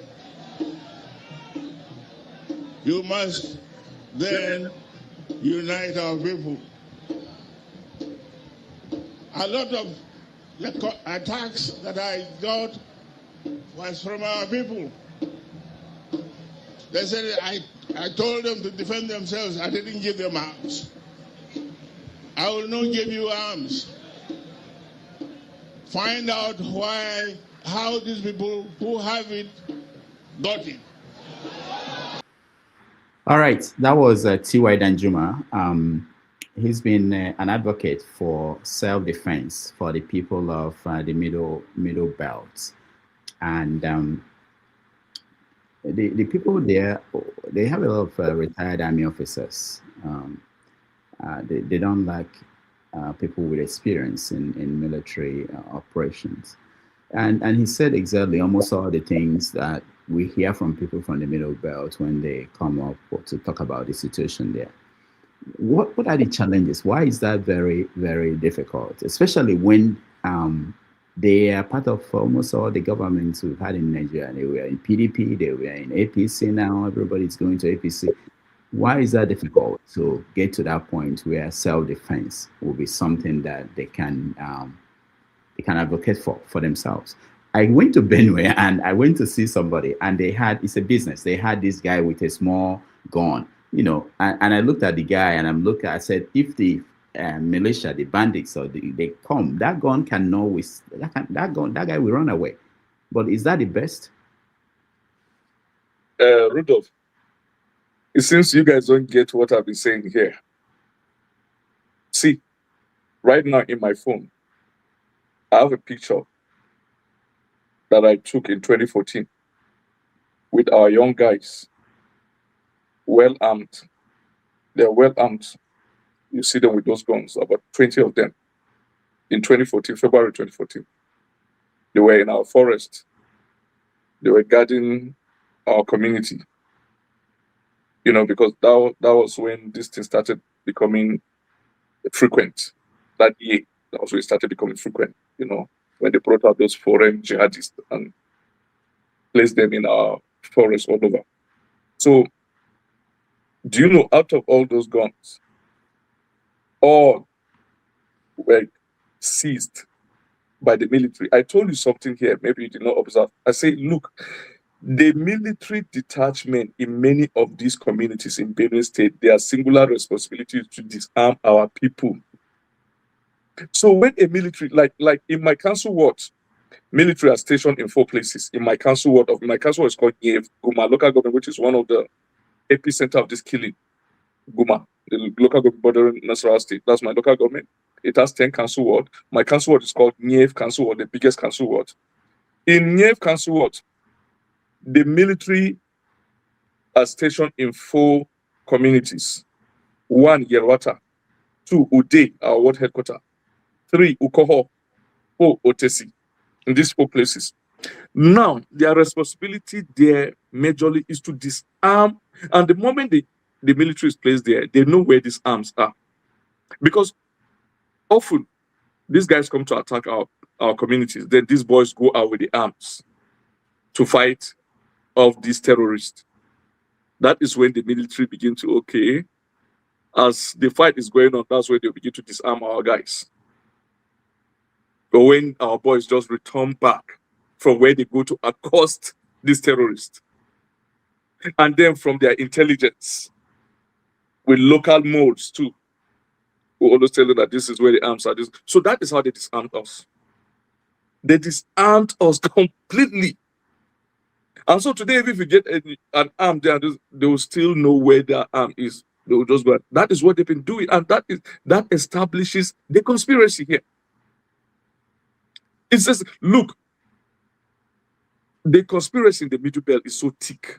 The genocide is so thick because today the Nigerian government is trying to show the international community that they are fighting terrorism because of the pressure that's been coming, right? But do you know the shrewdness, the way they are doing it very shrewdly? What they do is that they will always show dead bodies of terrorists annihilated, neutralized in Borno. I say, look, even yesterday, Nigerian soldiers have killed about 10 terrorists. They'll just display them with their motorbikes. Have you ever seen any in the North Central? Have you ever seen any kill any guy in Benue, any of the terrorists in Benue, in Plateau, in Southern Nasarawa, in Southern Kaduna? None. So they use that to deceive the international community that they are fighting terrorism. And they begin to display, because the international community will know the difference, begin to display bodies of people they killed in Borno. But meanwhile, the epicenter of this genocide is Middle Belt. So the conspiracy against our people is so thick. It's so thick. We are gasping for breath. We're gasping. Their hands are like this on our throat. We're gasping for breath. You could see the conspiracy in government against our people. They will not allow us to defend ourselves. How many times have I intervened when I was in Makurdi? In 2022, I intervened up to 6 times when they arrested our people and brought them to Makurdi. Then guns. In our community for self-defense. You know, how many times have we arrested some of these Fulani alive? We arrested, we gave them to the police and the soldiers in Makurdi, and then the following day they are left off the hook to go because of calls from the upper north. You know, so because it's a matter of conspiracy. If we really want to really have tools to defend ourselves, but the state is standing against us and thereby rendering us vulnerable to these attacks. That's the situation we are in. All right. Thank you, Frank. We have about 3 minutes, but we are going to, hopefully, Frank, you can give us a chance to get the people who are already in the studio to weigh in. Chris, go ahead. Make it brief, please. Unmute yourself. Yes. Good evening. Mine is finding solutions. You know, the Fulanis are fighting you as Fulanis, but they are fighting you as Benue people, Nasarawa people, Taraba people. But all these people are called TV, in my own understanding. And the TV are the people that stopped the Fulanis in their madness when they started it in 1804. So if you are now listening, now that Trump is listening to you, so are you willing to bring such documents like the Aburi Accord, where all the military, the police are stationed from the ethnic nationalities where they come from? And do you think that if, for instance, the TV ethnic nationality, the troops stationed in this Middle Belt are made up of TV ethnic nationality, there will be such infiltration by the Fulanis to kill massively as they have done? We've also called for this. several times that, look, let the people who belong to that community be the police in that community, even be the soldiers deployed to this community, let them be of the same ethnic stock. That would be a way to checkmate this. We've called for this several times. Press conferences we've done, we've called for this. But you know, it will work. And incidentally, many of the soldiers deployed to my community are Fulani soldiers. Many of the soldiers are Fulani soldiers. You understand?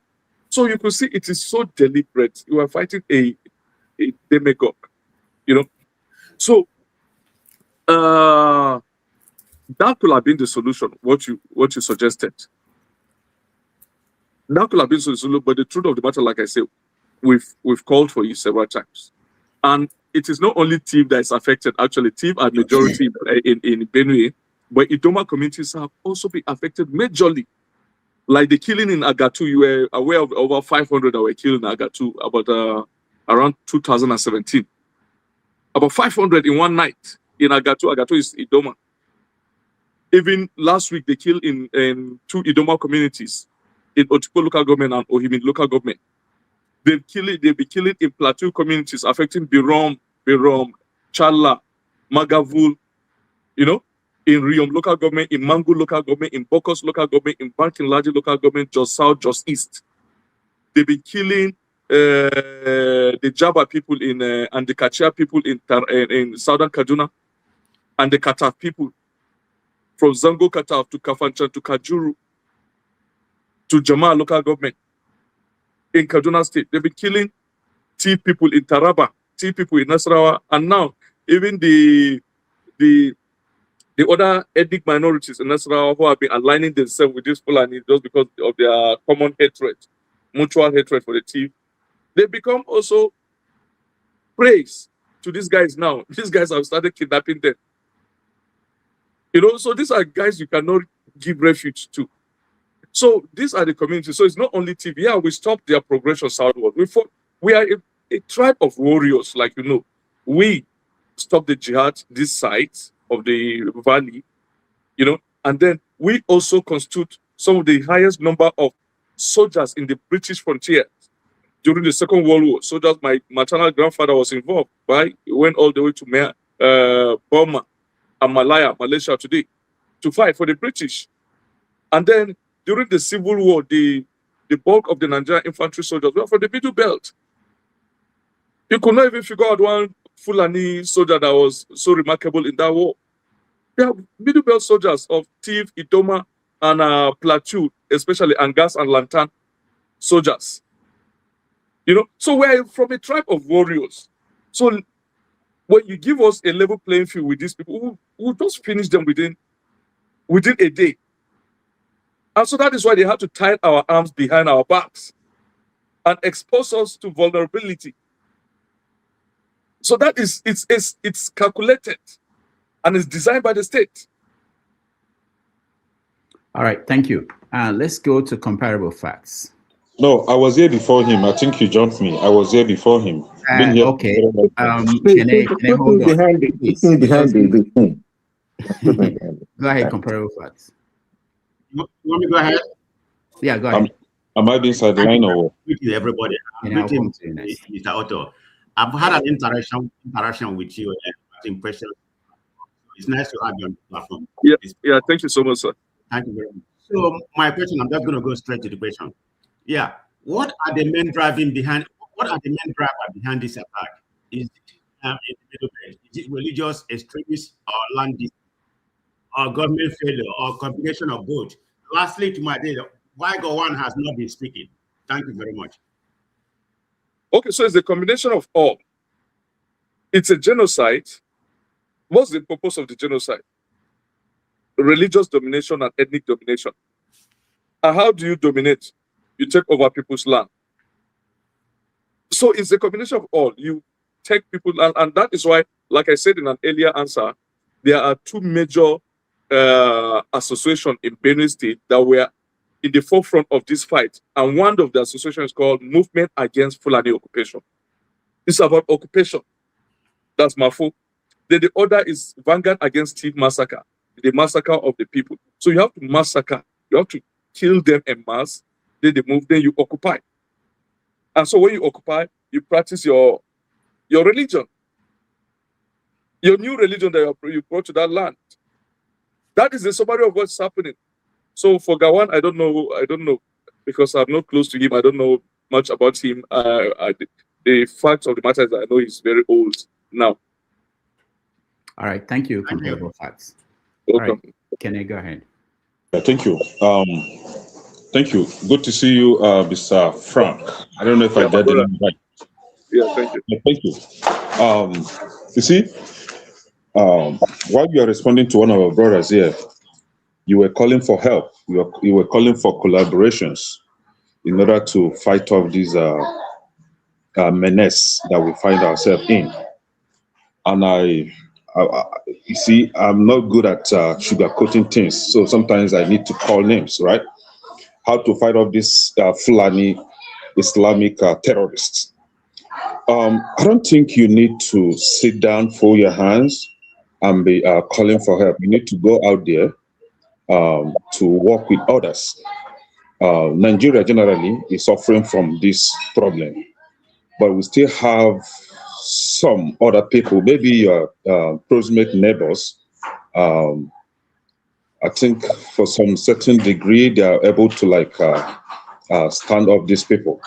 So you need to really work with others in order to fight them off. Now, as you can see, they have a strategy, the North Central Claim, comprising of Plateau State, Taraba, maybe Taraba, we have Southern Kaduna, Nasarawa, Kogi, Benue, and the rest. So that's North Central is one of their strategies that they are using to annex this area, to make sure that they not only dominate, but to take over of the land, right? And if possible, wipe off. And this has nothing to do with tribe. It has everything to do with religion, the Islam. Now, we had the thief, the Nupes, the Gwaris, the Jukuns, the Magavos, and part of the Ankois and all the rest.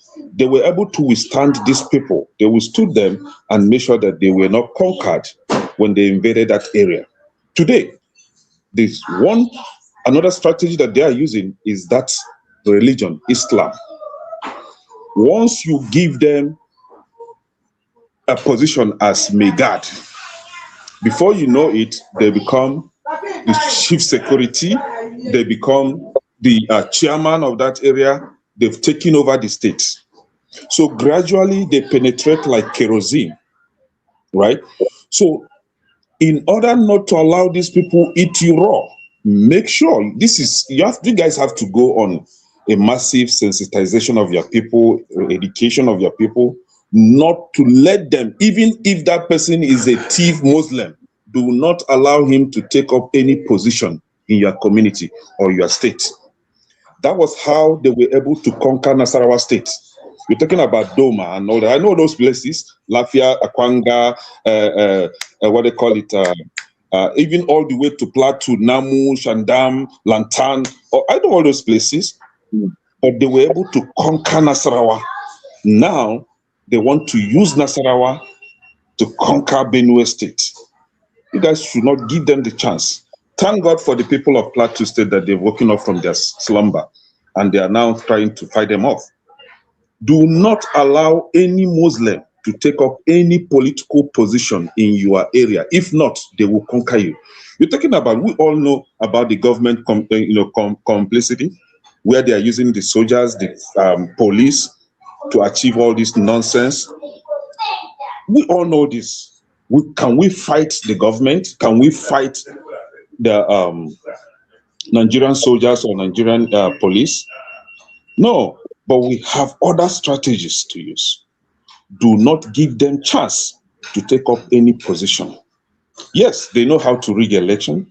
They will rig election in Nigeria Palace language. They say eyeball to eyeball. Do your worst. Look, we see. They will rig the election. You will cry, wipe off your tears, and you will not do anything about it. They will ask you to go to court. What will happen? Nothing. So the infiltration of your people and the total takeover is what they want to achieve, and they're achieving it gradually. We have a brother here. I don't know why he's not here today. Our pastor here, John Abba. I don't know why John Abba is not here. He's from Benue State. You know, he has been crying here, but I don't know how sincere that cry is, because you guys need to work with others. Detach yourself from that claim, that north central claim. Maybe insist on your middle belt. Work with others.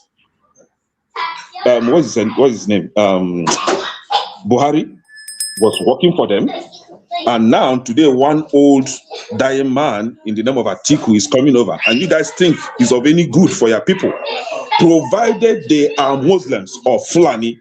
All they want to do is to conquer that middle belt and take it up, join them, and they become of Muslim area. I mean, northern Muslim. That's what they want. It's up to you guys to wake up from your slumber. You can work with the southerners. We are whatever that happens in the 60s, between 60s and 70s, we're forgiving. We don't take all this into heart. All we are fighting for is for survival. And it's disheartening. It's really, really killing us that bloods are being shed every day because of land.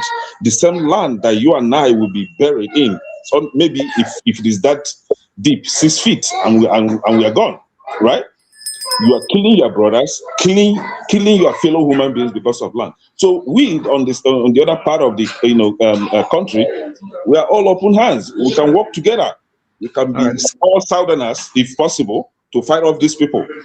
Retain that name, middle belt. Educate your people. Do not allow them to infiltrate your region any further. I think this is the only way. But we can't go to war with government anyway. Yeah, thank you. All right. Quickly, let's we're out of time that he has with us. Let me go to you. Stay humble. Yeah, good evening, Frank. It's good to have you here. I'm really glad to be given the opportunity at last to ask the question or to say my mind, really. Yeah, I've read a little bit about you online. Yeah, I've seen what you've done, the politics you've played a bit, and the speeches that you've given, both in Nigeria and in the US, etc. But again, what I do here is to speak to the heart of issues. So when will you consider the solutions? What do you think about self-determination? You know, you seem to be a leader of thought. You know, you are very popular among your people. So you know what your people think, you know, how they react to things. So what do they think about self-determination? Because people have advocated a lot of things. You've gone to the US, you've given your speeches, you've done this or that or that. I just think that those things are total waste of time. Because what your grandparents were told when they were kids, the stories they were told were about how they resisted the Fulani Islamic conquest. The stories you were told is how your grandparents killed the Igbo people who were seeking self-determination, not because they wronged the Middle Belt people, just because they were seeking self-determination. The story you will tell your children, again, is how you were killed, your people were killed by the Fulani herdsmen. So all through history, it's been war, it's been conflict. So when will you sit down and synthesize your own thoughts and try to chart a definite course for your people? Have you considered self-determination? Because the so-called Middle Belt people, when you hear them speak, you know, they say, oh, and the people that are agitating for self-determination are just time wasters, that we must maintain that charade, that business project of whoever that you always run to, you know, called Nigeria, that we must maintain it, that even people that are agitating, wait a minute, for self-determination, that they will kill themselves when they get their own nations. You must not be a middle belt nation. The thief nation is a nation of more than 2 million people, spanning across Nassau, Benue, Plateau, Cross River, and even the Cameroons. So there is nothing preventing you from standing on your own. You have your land, you have vast area of land. You are better than many European countries standing on their own. You have the land more than them. You have the resources more than them. You have the human resources more than they do. There is nothing preventing you from being a nation of your own. It must not be a middle belt country. It must not be a north central country. The thief nation can be a nation standing on their own and thriving and making progress. And they can, there are many nations that are ready to cooperate with them, even around them and outside the continent. So have a think and come up with the definite solutions. All right, thank you. Thank you. So, Frank, you want to say something about that? No? Okay, I'll just say something briefly here. Look, I'm a proponent of one very strong Nigeria. But on the flip side, I've seen that Nigeria is not working. And so I'm also a very big proponent of the assertion that the unity of Nigeria is negotiable. That we have to sit down and talk. We have to sit down and talk as a country, as a people. Because right now in Nigeria, what has divided us is even more than what has united us. That's just the truth. And so when you begin to have that kind of friction, that kind of antithesis, then you need to talk. Because right now, I'm telling you that the Fulani man in Katsina sees the Fulani man from Niger, from Mali, more of his brother than a thief man from Benue, who are in the same country. That's the truth of what is obtainable right now. That Fulani man from Zaria appreciates the Fulani man from Mali more than the Igbo man from Ebonyi who lives in Zaria. So when you have such situations, you talk. You talk amongst yourself. Because, okay, right now in Nigeria, some people want Sharia as a law to regulate their life and everyday being. And some of us say, no, Nigeria is a secular nation. And then they say, no. They prefer the laws of their gods more than the ground norm of Nigeria. So when there's this clash, we need to talk. So that since you are insisting on your own, then have your republic. You can name it Republic of Arewastan, like Pakistan or Afghanistan, and then implement your Sharia the best you could. So that is the level, that is the point we have reached now, that we need to sit down and talk about this truth. Are we going to continue or not to continue? And for me, I feel that the frictions is becoming so intense. The friction is becoming so intense. The division has become so wide right now. All thanks to the Fulanis, especially the Islamists. All right, thank you, Frank. Ndubisi, you're next. Hello, Frank. Thank you for coming to the program. Thank you so much, sir. My heart is full of pain and so much tears and horror over all you've said. You are on ground. You have seen this thing yourself. It was like the day Pastor Dashamu came to the program as well, alongside his brother. These same things, it's so chilling. People who are hearing this, who have not seen it happen physically, will not know what your people are going through. And other parts of the country where these extremist Islamists have caused havoc. I want to still suggest that as we continue to make all the effort we are making internally to get the government to act, and other plans some people have relayed here, that international pressure is still very, very important. Because those people, they don't listen, except when a superior power puts that pressure on them. Yes. The visit of the Benue bishop in Benue and some of you to US, and the return visit of Riley Moore and others. I don't know whether Riley Moore has submitted this report to Trump and what Trump and his administration is thinking. I will urge you to open and express an urgent discussion with Riley Moore. Keep it open. Feed them with all that is going on, the fresh things that have kept happening, even after they came and saw what happened, what they saw at the camps and other places, so that they will begin to put. We are all human beings.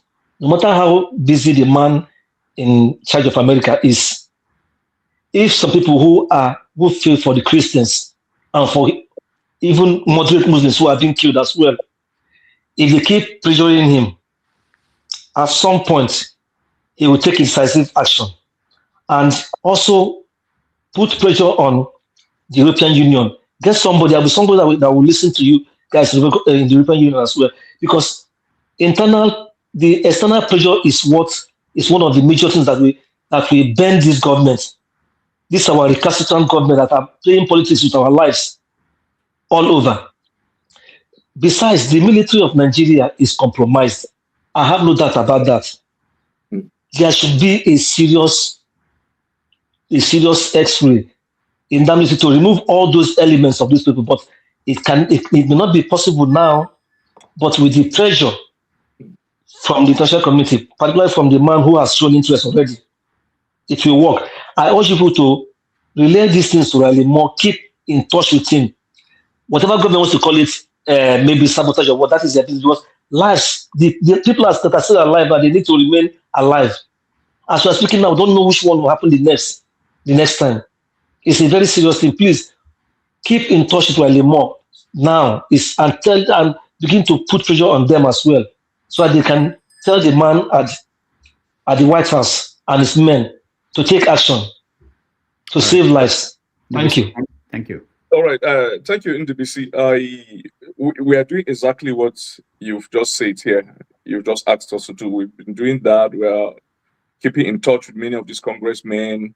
We're putting so much pressure, and many of them are committed. They are being fed with the facts every day of what is happening. And, right now I work with Equipping the Persecuted. It's a non-profit here in the United States that has been focused on providing relief materials and gathering intelligence in Nigeria, especially through the media and called Truth Nigeria. If you listen to many of these congressmen, they like making references to Truth Nigeria, that they got their source from Truth Nigeria. So I work with them right now. So we'll be gathering intelligence almost every day and feeding these people. And so I also want you to look up about our organization on our website, Equipping the Persecuted, and see what we've been doing and see the level to which you can also support.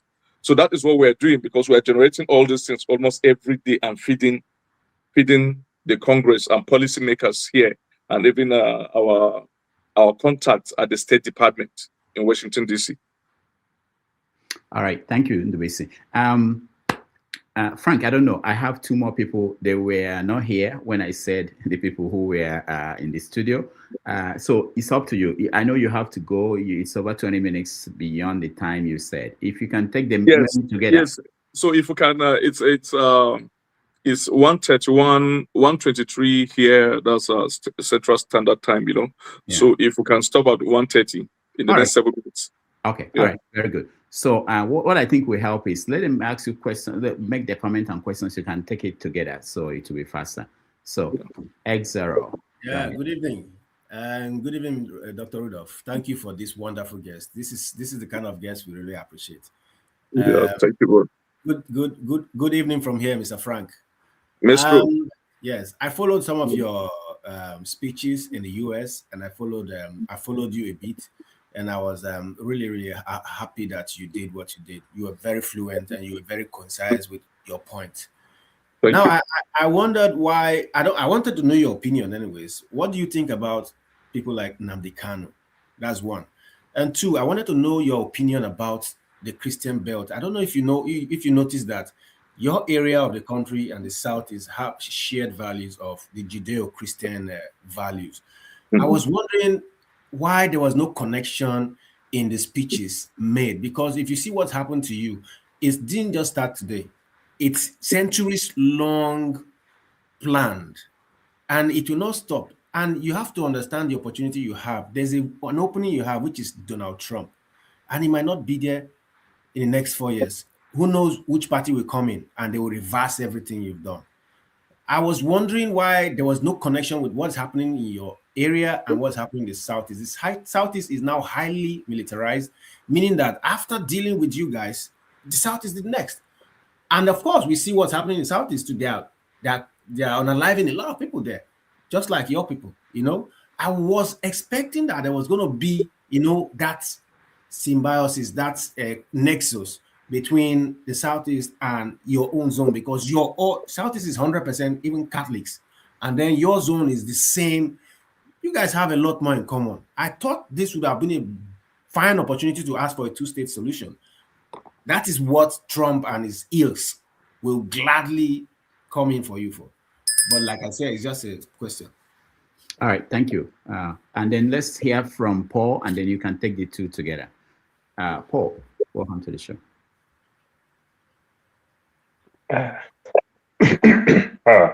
Thank you, and good afternoon. So I have two questions for you. One of the questions, you make mention of the Fulani man in places like Zaria is well connected to a Fulani in places like Mauritania, far away Ghana, and the likes. And one thing that I know very well with the Fulani people, they don't know how to forgive. And not like it's bad, but that's just who they are. You understand? I think to some extent, I would say they believe like in the Moses law. If you touch me, I touch you back. But history also tells us that like places like Meduguri, for example, Usman Danfodo, when he's extending the Islam and everything, it was there in places like Meduguri. You can even see when the Boko Haram came through Ali Modu Sharif and the likes, they still even punish people from Meduguri tremendously, because that's where Usman Danfodo got down, and they don't still believe. That's why they don't have emir in places like Meduguri. They still have the Shehu, you understand, of Meduguri and the likes. So they still want to punish them for that. That is one aspect. Then another thing again, like history tells us, we will talk about these three major ethnic groups. Even when Hausa and Fulani are not the same. There is Hausa as a tribe, there is Fulani. Me coming from places like Delta, there's difference between Urobo and Isoko. There is difference between Urobo and Ishekiri. No matter how people want to think about it, but there is difference. Don't you think counting on the US so much to help you do those things, they may be fighting for their own interests. Before you know, sometime, they might also want to ask for a military base there and also find something under your ground again. Then they start harnessing again, creates the kind of problem like they also are in the Niger Delta, that they are not doing much. You understand? And therefore that thing. Don't you think it's time to also play those dirty politics? How can you play politics to even divide the Fulani from the Hausa? Keep reminding the Hausa, you've never been president in this country. The Fulani keep controlling you in terms of culture, in terms of politics and everything. Why don't you also try play this divide and conquer? Places like Luxembourg, their population is 600 million people, 600,000 people. They are a country. The thief people are over 2 million people. You understand? They still consider a state, less than a state, and everything. Why don't you play? Namibia is bigger than Nigeria in terms of landmarks. The population of Namibia is just 2.3 million, almost about the population of thief people. Why don't you think, bring this thing back home, play politics, fighting from the US or other places and everything? They might do a good fight today and tomorrow also betray you for their own interests and everything. So you can play both parts at the same time. These are my questions. All right, thank you, Paul. Frank, all right, so let me start from the last. The Hausas, if you've been following, if you've been observing, they're working up to their responsibility right now. They've been calling for that disengagement, with the Fulani, so that they will be Hausa on their own and they'll be the architect of their own destiny and their own future. So that is what I've been following that. There are a lot of associations I've been seeing, I've been added into some on even WhatsApp groups. And then I've been seeing a lot of them come out to make videos on TikTok, on YouTube, the households calling for that disengagement so that they'll be on their own, because I think they are the people who have been so enslaved, in quotes, enslaved so terribly by the Fulanis, Fulani have taken over their cities, their towns, and their emirs there, they are the governors in all the household states, So it's quite unfortunate that the Fulani have given themselves that stigma that we now look at them. It's not a stereotype, but it's a statement of fact that this is what they've turned themselves into. And so person we talk about them like something of a stigma, sort of. It's quite unfortunate. I wish it wasn't like that. It never happened like that. But they created it for themselves. So we cannot say otherwise. That's the truth of the matter. So that is that. The Hausas are taking charge of that. And you rightly mentioned what happened in the Kanem-Borno Empire, That was the axis of Sokoto and Yobe today. Even though they had Islam long before the Fulanis came to Nigeria, they had Islam there. But those people still, because the Fulani, Islam is different, it's a radical one, So they still try to infiltrate that axis. And then they were taught by the Kanem-Borno people, just like what happened in my own side too, and the Plateau, the ethnic groups of Plateau. So that is that for that question you asked.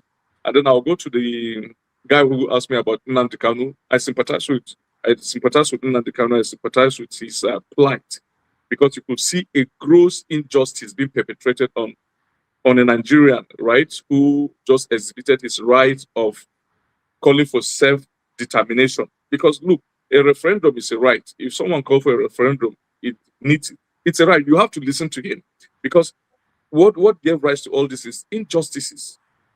So much travesty in the land. So I sympathize with the guy, because the guy has not done half of what the likes of Shekau Bello Turji have done. You see all those guys, the likes of Sheikh Gumi, but they are still walking free.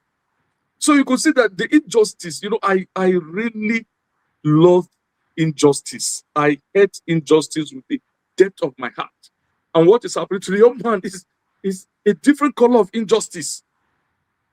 So any reasonable, prudent heart, any emotional heart, will really sympathize with him. Because what has he done? Because he's a separatist, he said, look, you guys are making us feel like aliens in our own land, in our own supposed country. So we are feeling unwanted. So we need a place of ours. That's the long and short of the guy's crime. And then when you see the core northerners, especially the Fulanis, begin to talk about the guy, you begin to feel as if, wait, was this guy the cause of the Second World War? Was he Adolf Hitler? Because they talk about him with such intensity, with such hatred. And this is a guy who has not killed any Fulani man, any northerner. So for me, I really sympathize with the guy's plight. I wish the guy is off the hook. I wish he's off the hook, and I wish Nigeria sit down and listen to and I've watched several of his videos, and I've seen that young man was prophetic. In many of his videos, dating back to about 10 years, I've watched the guy predicted all these things that were happening. He was so prophetic. So I wish we sit down, we talk, we listen to him. We listen to their grievances too. So that's my position on that. All right. Thank you so much. Before you go, I want you to take this question from someone sent it to me. It says, what role has the British played in support for or against the people of the Middle Belt? Have they intervened in any shape or form? So while you answer that, you can round up your thoughts. And if there's any way you want people to support the organization that you are part of in this struggle, you can let them know. So, I mean, first of all, I think it is the British that has caused us this problem. The British, without consulting us in 1914, amalgamated all our separate colonies that constitute Nigeria today, the two different colonies. Because, look, the United States, why the country is working and why they are together is for the fact that in 1787, they sat down They sat down in Philadelphia. They said, look, we want to form this country and we're adopting for ourselves these laws in this country, this constitution. And when they sat down in Philadelphia in 1787, they drafted that constitution, 4 pages. And 9 out of the then 13 states ratified it in 1789. And then they voted George Washington to be the first president in 1789. Now, that is how to form a country. You sat down, you agreed, and you gave yourself a law. Look at the United States Constitution, just 4 pages. Nigerian Constitution is over 300 and something pages, and they keep altering it every day. The United States Constitution has only 27 amendments. This amendment were just to add something that was not there, like Amendment 22, that provides for insertion of tenure of office of the president, which was not there until when Franklin Roosevelt was voted 4 times and lasted 12 years. So you could see a country that works. So we never had that kind of history in Nigeria. And that is why Awolowo himself, Obafemi Awolowo, described Nigeria as a mere geographical expression, which is the truth. So we are not a nation. We are rather a state. A nation is different from a state. We are not really in the true sense of the word nation. We are not a nation. So we need to talk. So British was the mastermind of this mistake by never consulting us, by just putting us together with these guys. And instead of us to accept that diversity, to accept that fate that's falling on us, these guys are creating the reasons why we have to talk. And so, again, the British never really, because in the Wilkins Commission of 1953, Middle Belt was created in by that commission. We are Middle Belt, we are not North Central. But the British never paid attention to it. They put up that commission, the commission that brought up all these our representatives, and they created that the Middle Belt by the Wilkinson Commission of 1953. But the British never stood on it, and they left us like that. And these guys, because they were in charge of Nigerian politics, they just created a place called North Central. I've never, geographically speaking, I don't know if geography has anything like the North Central. I know that geography will have north, it will have northeast, northwest, southeast, southwest. You know, core north will be like north, core north, like the way we have south side, core south. But there's nothing like north in central. It doesn't make sense. We are Middle Belt. And right now, the awakening is so high. A lot of people are calling themselves Middle Beltans and not North Central Nigerians. We're not North. And if you look at the geography of Nigeria, as a matter of fact, if you want to divide Nigeria to North and South, Benue is in the South. If you look at the geography, Benue is in the South. If you want to divide Nigeria by half from its current map, the Benue will fall down. So we are Middle Belt. We're in the Middle Belt of Nigeria. So that is a mistake. And so far, for what is happening to us, the British have done nothing. They caused the problem. And they have not rendered support. They have not done anything. You see, unlike the Americans who weren't our colonizers, the Americans are vehement in involvement in what is happening. But the British have not done anything like that. So the British is part of our problem too, unfortunately. So your final thoughts and your organization, how people who might want to be part of it or support it, how they could. Yeah, so our organization is like the strongest non-profit from the US here who have been involved in these things in Nigeria, these killings of Christians in Nigeria, most especially in North Central, equipping the persecuted. So you can check equippingthepersecuted.org. And if you have anything to contribute, you can contribute, because we're carrying out the rebuilding of many of these destroyed Christian villages, providing relief materials, and most importantly, providing intel, all our intel, of like the killing, the abduction Kajuru recently, we provided the intel. The killing in my community in Yerwata, we provided the intel 1 week before it happened. 1 week that they are going to Yerwata, the intel was there. It is still there that they are carrying our attack in Yerwata. So we have people on ground in all these communities digging out this part, digging out this intel and sending, you know. So you can check equippingthepersecuted.org. And if you have any contribution to make, we really appreciate it, you know, because we are That is how the association is run, by your support. And then our media arm is called Truth Nigeria. You can always check it for more information about these killings in Nigeria. Almost every day, you can get the necessary fact that you want to get. It's on Truth Nigeria. All right. Thank you so much, Frank, for coming, and we wish you all the best. We are going to take a break. When we come back, the people in the studio will do a review of what happened. But thank you so much. We appreciate it. Thank you very much. All right. Can I take my leave, right?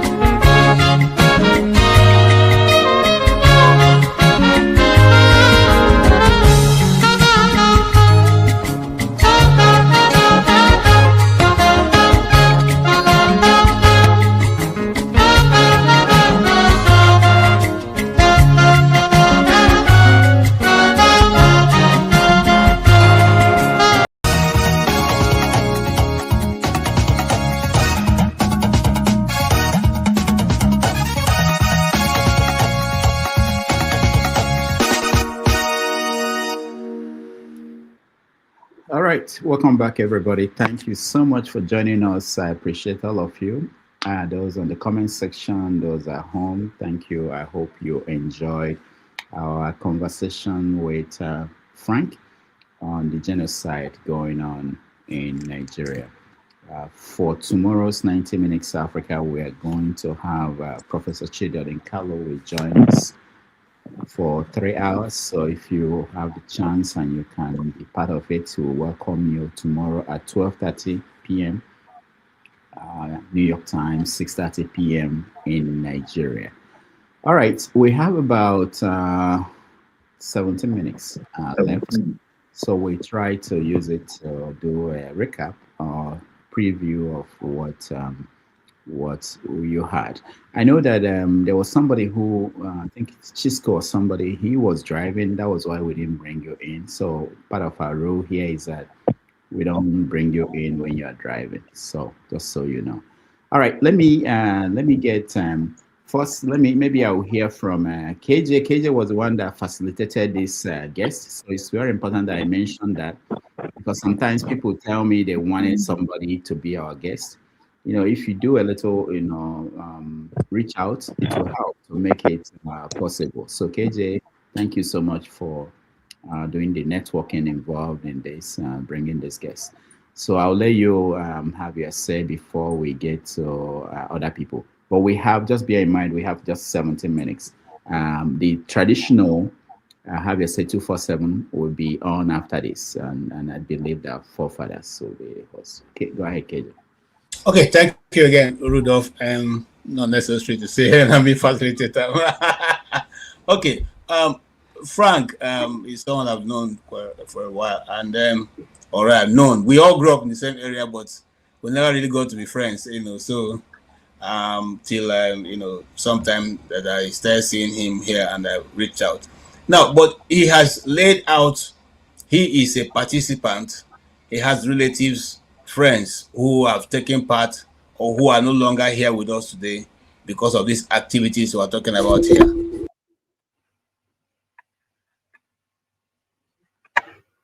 KJ, we can't hear you anymore. Okay, sorry.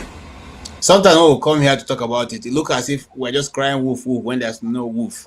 But today we have seen and heard from someone who is taking part in it. You know, 2 days ago, the story of the Oluwa lady that I talked about here some time ago, who was you know, executed, you know, by her students in Gombe, was republished again. You know, for those who, when we come here to say certain things, they, you know, this was 2007. So this thing had been going on, and I'm glad that he was able to mention it and even put this to them. This thing had been going on for long. The government played down on it. They didn't want it to be, you know, to be heard. Even now, as we speak, the media in Nigeria have been given a new order not to, you know, not to report on this thing. So it's still going on at a massive scale, but nobody talking about it.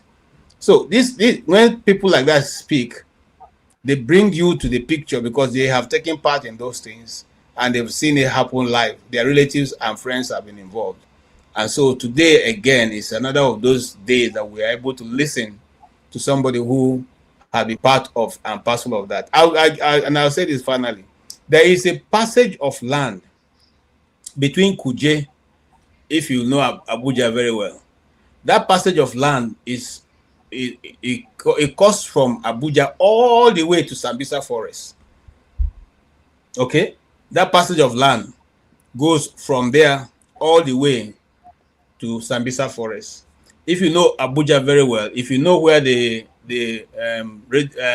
Abuja Broadcasting Service by the ASO, that hill, what's the name now?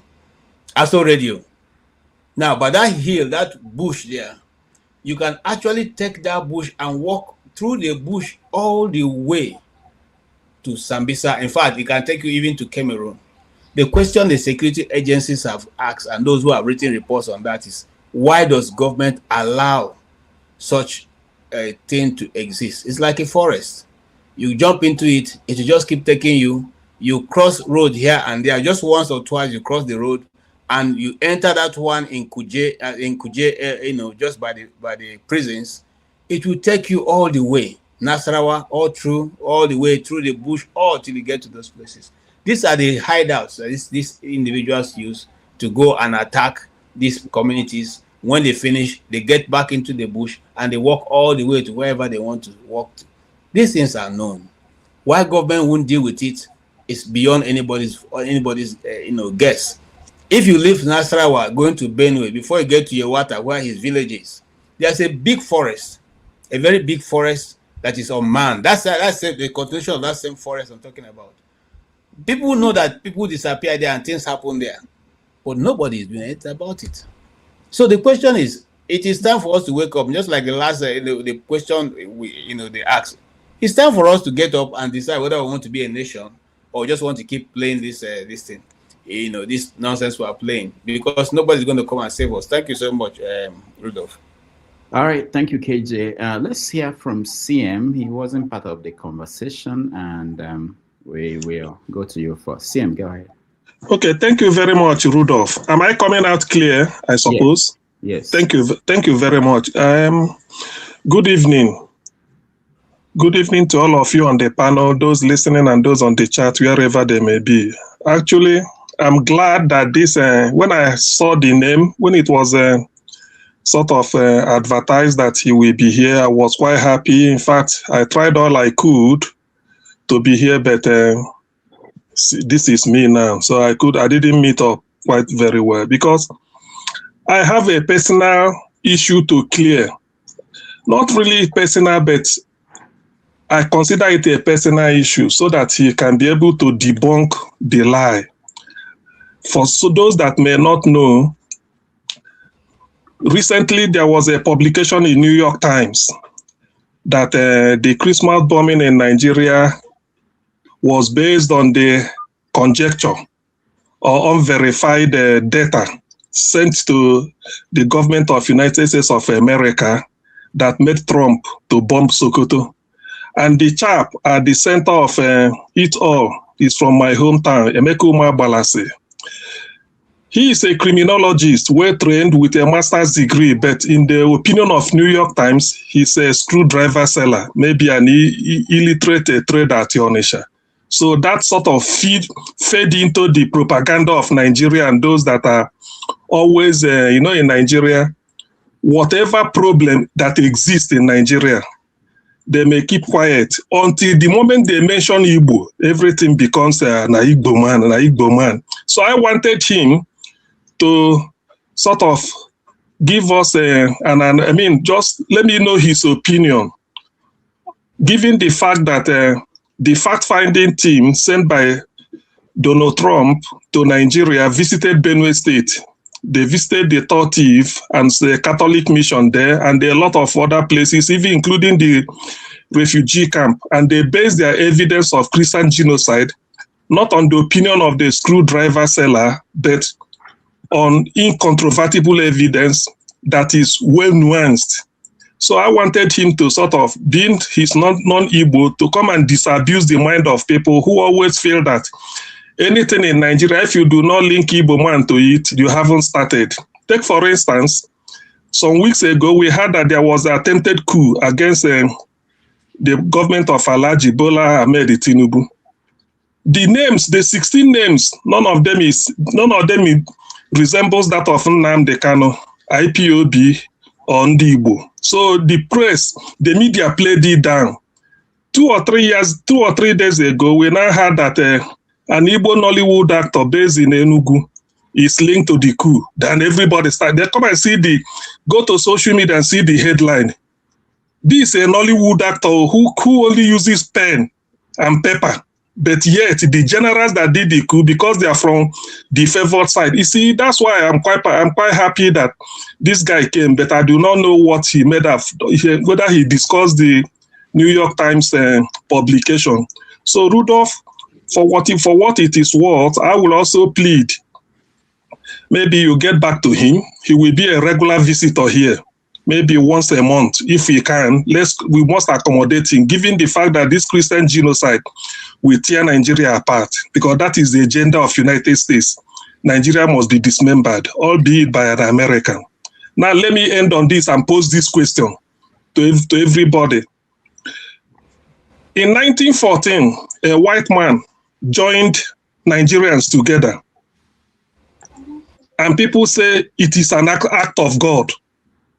That white man is Lord Lugard. In 2026, another white man called Donald Trump is attempting to separate Nigeria. Why can't people call it that? Why don't people regard it as an act of God? Thank you. All right, thank you, CM. If you go back to watch it, he discussed the article, the New York Times story, and everything else around the perception that Biafrans were the people pushing the agenda for the world to see what's happening in Nigeria as a Christian genocide. So he talked about those things. So you can go back and watch my interview with him. Thank you. Thank you. We have about 7 minutes left, so I will quickly go down anywhere I stop and we just end it so that the new show, the normal show, which you can have opportunity to discuss the coup and everything else that has been going on, will start after this. Mr. James, you're next. Yeah, just a few days ago, I had the opportunity to watch a film somewhere in Banjul about the Tamil tigers in Sri Lanka. The horrors they went through, 70,000 of them died before they got what they were looking for. This problem we are grappling with is a monumental problem. The end is not in sight at all. Take it or leave it. I cannot understand what is running through the mind of Bola Tinubu. But I believe that the country, for now, is no longer in existence. That is my belief. So now is the time for leaders of thought in all the major ethnic groups to meet behind the scene, to work out the modalities of how the people will be governed when it is officially recognized or acknowledged that the Federal Republic of Nigeria is no longer in existence. So that is all I have to say. All right. The people are looking up to their leaders of thought because we don't have a federal government anymore. If the king in my area asks me to do something right now, and the federal government is telling me to do the contrary, I will certainly obey my king before listening to the federal government. That is the situation all over the country right now. Nigeria is a tribal society. Nobody can tell me that he loves Nigeria more than his tribe, not Nigeria of today. So anyway, thank you all very much for the time we've had together. I have to sign out. Sorry to be back here in the Gambia. All right, thank you, Mr. James. Before I come to you, Tony, let me, my producers are telling me to share this with you guys. We are coming to another year of renewing our subscription to StreamYard, which is where we come here every Saturday and Sunday and other days. And for this year, our subscription, I can see from here, let me see. Our subscription cost is $641.88. That's the cost of our 1 year subscription to this channel, this medium that we use to bring you this show. So, you know, for us to continue to do what we do, this is outside what we pay for other subscriptions and paying staff. If you can support us, how much, any amount you can, you know, it will help us to be able to continue to do this without it being stressful on the people behind. And we appreciate all those who have continued to keep us on air. So please, I've been told to share this and let you guys know. We have until the 13th of February, I believe, to take care of it. All right, thank you so much. Let's go to Tony. Tony, you're next. Yeah, Nigeria has submitted its sovereignty to America. So, and I think that the only one who can resolve this problem of insurgency in Nigeria is Trump. There's no doubt in my mind, because even the Senate president said it, that Trump is on their neck. The fear of Trump in Nigeria is the beginning of wisdom. I think he shouldn't waste time to resolve this problem. I know he has other issues that are bothering him. You know.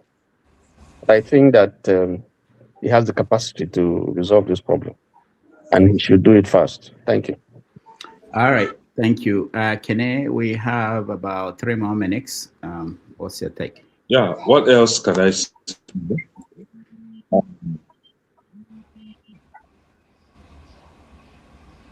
can't hear you, Kene. We can't hear you. Sorry, can you hear me now? Yeah. Yeah, but can you hear me now? Is it better now? Yeah. Okay. So I say, what else can I add other than to reaffirm what others are saying? You know, prior to 2023, it was all about, oh, if you elect Donald Trump, oh, the world is coming to an end, America is going to war and all that, right? But it warms my heart that today everybody is singing praises for Donald Trump, calling on Donald Trump to come and salvage Nigeria, to come and salvage the nation. You know, it's a thing of joy to see that our people have waken up to the reality that it is only Trump that is going to be the solution to the Nigeria's insecurity problem. Now, that aside, you see, I've always said this, and a lot of people do misunderstand me because I'm not trying to be politically correct, and I will never be politically correct. I will always stand for the truth and facts only. we had a brother here today reaffirming to what I've been saying, that these people are of no good. You don't give them chance. And it's just to call it what it is. That religion, Islam, is a problem. I don't think what anybody thinks about that. If you think I'm lying or I don't know what I'm saying, please, you can come forward here and debunk, kind of challenge me. Islam is not a religion that you give, that you accept in any, except if you want to be a slave. We have a country called Saudi Arabia. There is no single church in Saudi Arabia, and the media is silent. Saudi Arabians are not Christamophobia, But if it is US or any other country that is trying to kick against Sharia law, oh, Islamophobia, oh, you are a bigot, Islamophobia. No, until you start calling Saudi Arabians and other Arab countries Christamophobia, if there is any language like that, somebody like me will never stop until to call them out. Islam is not something that we should accept in any way, except if you want to live like a zombie. But the Nigeria's problem as we have it today is about Islamization, and we all must join hands together to condemn it. We all must join hands together to even start by kicking against Sharia law. Look at UK. I thought they are smart. UK today is kicking against Sharia law. US, Texas did wonders, kick them out completely. So in Nigeria, we should begin to call them out. We shouldn't have anything called Sharia law. In the army court of whatever, what do David call it? Their emblem, where you see they wrote those nonsense stuff with Arabic language. I don't know what they wrote there. They shouldn't be there. Nigeria should be a secular country, right? So why is it that a particular religion is trying to dominate everything? You see, I traveled to Nigeria, Rudolph. I don't know if you will give me the chance to my experience in Nigeria. Not today. Maybe next Saturday. Just next Saturday will be a normal show. I'll give you the chance. No problem. Right. But it is what it is. We shouldn't fold our hands and allow these people to consume us, because sometimes I think about the future. I think about tomorrow. What if I'm gone? What about my children, my grandchildren, my great-grandchildren? What will be their fate? Converting us to Islamic country just the way they did to Jordan, to even the Mecca and all those Saudi, the Turkey that we have today. They were all Christian countries, but today they are Muslim countries. And it's really saddening that we try to be politically correct in everything. See, well, I will not be the only one to lose anyway, but we better wake up, all of us. All right. Thank you, Kenny. And finally, Ernest, you are the final person before we round up. Go ahead, Ernest. Okay. My advice is, I don't know whether he can hear me, the Utong. The Middle Belt, they should come together and demand for self-determination. That's the only way out. I don't know where he said they are waiting if a negotiation did not work. Negotiation will never work. Nigeria government can never help them. If America did not come, they're on their own.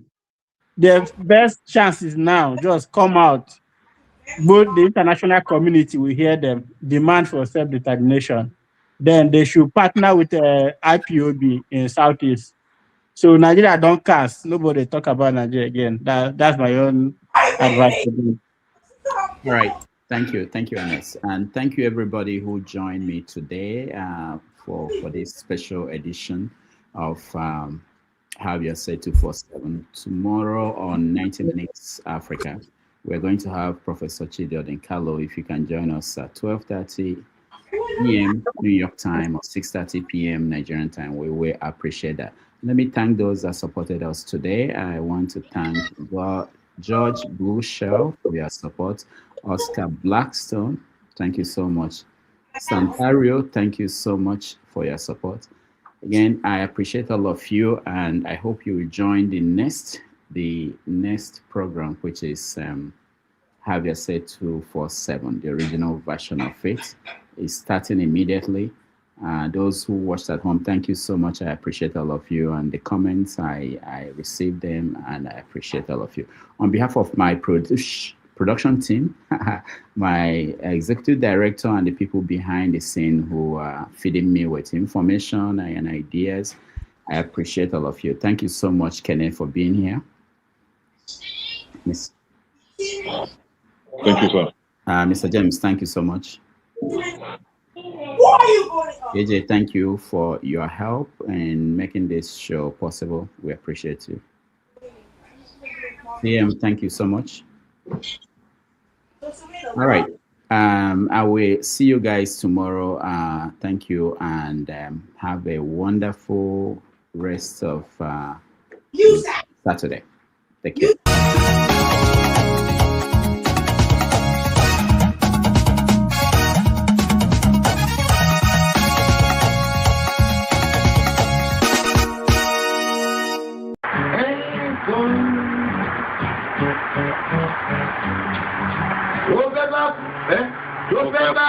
Tó fẹ́ kú torí ẹ̀ o.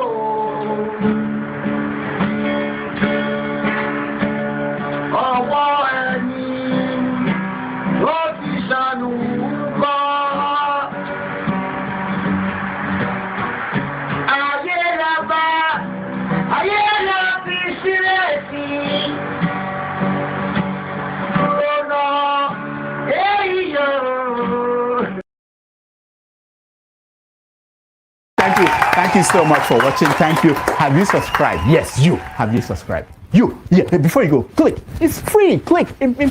Just that's it. Have you subscribed? You are laughing. Have you subscribed? Have you subscribed? Thank you. Thank you. Thank you. Hey, madam. Thank you so much. I can see you. I can see you. We have to get to 100,000 subscribers. This by the end of the year. How are we going to do that if you don't subscribe? Yes, you. Yes, you're about to click off. Why? Have you subscribed? It's free. If you don't, ask your son, ask your daughter how to. Just one click. Thank you. Thank you. I see you. Aha. Thank you very much. Thank you very much. I'll see you tomorrow.